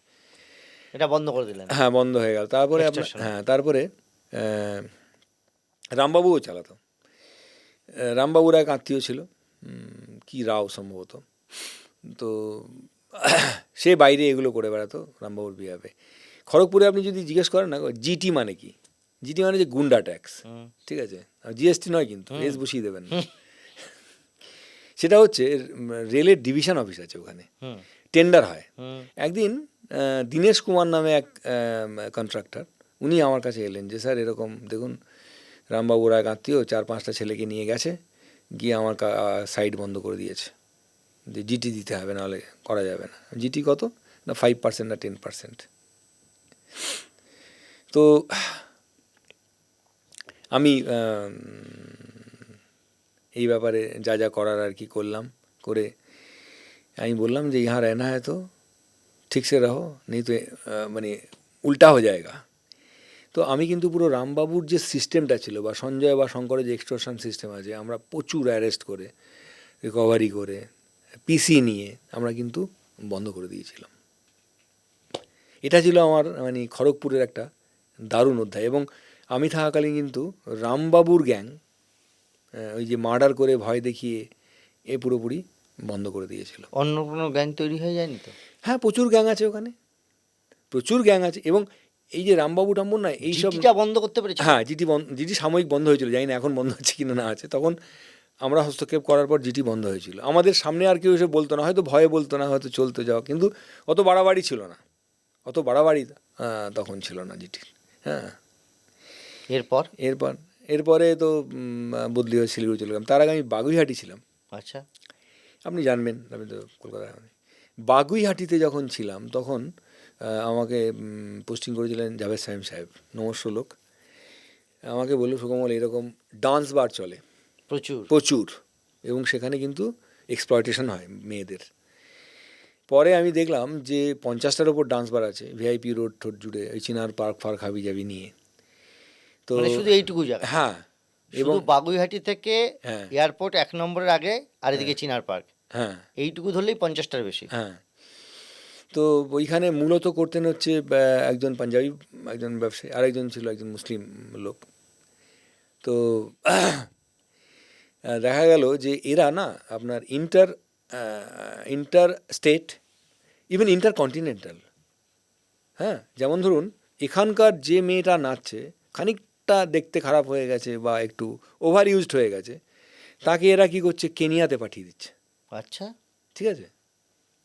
আবার আমি এমনও পেয়েছি, একটা আগরওয়াল বলে একটা ভদ্রমহিলা ছিল, তাকে বয়স্ক মানে বেশ এই যে তাকে চাকরি দেওয়ার নাম করে নিয়ে এসেছিল, আমরা রিকভার করি, অনেকগুলো রিকভার হয়েছিল, এবং ন্যাশনাল ডেলিতে বেরিয়েছে, আপনি চাইলে দেবো, যে প্রচুর লোককে আমরা রিকভারও করেছিলাম। এবং সবচেয়ে সেই সময় আমাদের মাননীয় মুখ্যমন্ত্রীও চাইছিলেন যে এটা বন্ধ হোক এগুলো, এই এক্সপ্লয়টেশন। এক্সপ্লোটেশন। এবং জাভেদ সাহেবের সময় তো ব্যাপক হয়েছিল ওনার এতে অনুপ্রেরণায়, ওনার ইচ্ছায়। এবং পরে জ্ঞানমান সিং সাহেব যখন এলেন, উনিও কিন্তু এটার মারাত্মক ব্যবস্থা নিয়েছিলেন। এবং এবং উনি বলতেন, সুকমল, অনেকের ফোনের কথাই তো শুনি আমরা, কিন্তু আমি বললাম, আমার ফোন শুনেছেন স্যার? হ্যাঁ শুনেছি। আমি বললাম, কী শুনলেন? না, তুমি কোনো পয়সা করি নাও না। তো আমরা বহু মেয়েকে আমরা উদ্ধার করেছিলাম। এবং তখন যিনি এসডিও ছিলেন আমাকে খুব হেল্প করতেন। ইমোরাল ট্রাফিক অ্যাক্টে একটা প্রভিশনস আছে, যদি এমন জায়গায় এরকম ব্রথেল টাইপের চলে, সেক্সুয়াল এক্সপ্লয়টেশন, এবং তার মানে লোকালয়ের মধ্যে, স্কুলের মধ্যে, সেটাই কিন্তু উনি বন্ধ করে দিতে পারেন, এবং পার্মানেন্টলি বন্ধ করে দিতে পারেন। ঠিক আছে। তো এটা একটা বলতে পারো এখনও পর্যন্ত কিন্তু কতগুলো এরকম বার বন্ধ করেছিলেন? প্রায় 50টার উপরে, বন্ধ প্রচুর। করেছিলেন? হ্যাঁ, প্রচুর। এবং হাইকোর্টে মামলা হয়েছিল, এবং হাইকোর্টে মামলার সময় আমাদের যারা জিপি ছিলেন, ম্যাক্সিমাম তো রিট হতো, জিপি সাহেবরা মারাত্মক হেল্প করেছিলেন। হ্যাঁ, এবং এর পেছনে কিন্তু আমাদের জ্ঞানমান সিং সাহেব বা জাভেদ সাহেবের বিশাল হাত ছিল। কত টাকার প্রলোভন ছিল? এটা যদি না করতেন কি পেতেন? কোটি কোটি টাকা কামানো যেত। আমি যদি বলতাম যে আমি এটা চালাবো, কয়েক কোটি টাকা পাওয়া যেত। মানে কয়েক কোটি কি মাসে? না, সার্বিকভাবে আর কি, বছরে? বছরে কয়েক কোটি টাকা পাওয়া যেত। এবং আইসিরা কোটিপতি হন? এটা বলতে পারবো না, আমি যেটা জানি না বলবো না, কিন্তু এতক্ষণ নর্মাল ভাবে কথা বলছিলেন, যেই এই কথাটা এলো সঙ্গে সঙ্গে আমি বলতে পুলিশের জানি। কি সব থেকে বড় শত্রু ঘুষ, এটা মানবেন? দেখুন, আমি একটা কথা বলি, যে ট্রাফিক কনস্টেবলটা রাস্তায় দাঁড়িয়ে ঘুষ খাচ্ছে, নিঃসন্দেহে সে অপরাধী, আমি তাকে জাস্টিফাই করছি না। কিন্তু তবু তো সে সামান্য। আমি একটা কথা বলছি, আমি একজন আইপিএস সাহেবকে বলেছিলাম, উনি একদম অসৎ 100%, এবং উনি বলতেন যে এই 1 জানুয়ারি আসছে, আমি যেন ডায়েরি নিয়ে কাউকে আমার অফিসের সামনে ঘোরাঘুরি করতে না দেখি। প্রচণ্ড সৎ। আরেকজন সাহেব আমাকে ফোন করে বলেছিলেন যে অমুক লোকের বোন খুন হয়ে গেছে, আত্মহত্যা করেছে, বিবাহিতা, উনি জুডিশিয়াল অফিসার, এবং যে ওনার হাজব্যান্ড আছে উনি সচিব পর্যায়ের একজনের আত্মীয়। ঠিক আছে, আপনি কিন্তু কোনো কিছু করবেন না। ঠিক আছে, এটা আমি বললাম তোমাকে। তো আমি বললাম যে স্যার, ঠিক আছে স্যার, করবো না। এবার আমি তখন বলেছিলাম যে বাচ্চা ছেলে মেয়েগুলো দেখলো যে তার মা আত্মহত্যা করে গেল এবং তাদের কোনো বিচার হলো না, এরা সিস্টেমের প্রতি অনাস্থা এনে যদি মাওবাদী হয় বা অন্য কোনো কিছু। উগ্রপন্থী হয়, ও মাওবাদী কথাই বললাম আমি, লেখাপড়া তো শিখবে, মাওবাদী হয় বা অন্য কিছু হয়, অস্ত্র তুলে হাতে নেয়, মাওবাদী যদি হয়, সাপোজ বলছি, এদেরকে সামলাতে গিয়ে 5 ব্যাটালিয়ন লাগবে, 5 ব্যাটালিয়নে খরচা হয়তো কয়েকশো কোটি টাকা। ঠিক। তা আপনি এই যে করলেন, ব্যাপারটা বললেন, তাতে কিন্তু আপনার আমাদের মানে এক্সচেকার ফাঁকা হতে শুরু করলো। It's a kind of corruption. Ethical corruptions, corruption and crime crime. Also. তো দেখো দুটোই সমাজই তো জন্ম দেয়। দুটোই কিন্তু নিন্দনীয়, দুটোই নিন্দনীয়, ঠিক আছে। এখন বলতে পারো যে সবাই তো ধোয়া তুলসী পাতা না, সে তো হয়তো ঠিক আছে, কিন্তু আমার যেটা ব্যক্তিগত মন্তব্য সেটাই বললাম। আমার মনে হয় যে you should treat both the corruptions equally. বহু দুঃখ পেয়েছেন, অভিমানের বহু জায়গা আছে, কিন্তু কেঁদে ভাসানোর থেকে হেসে ওড়ানো তার জীবনের বোধহয় লক্ষ্য। সেই কারণে নিজের জীবনের দুঃখ কষ্ট এখন হেসে উড়িয়ে দেন। কেস ডায়েরি আজ এ পর্যন্তই।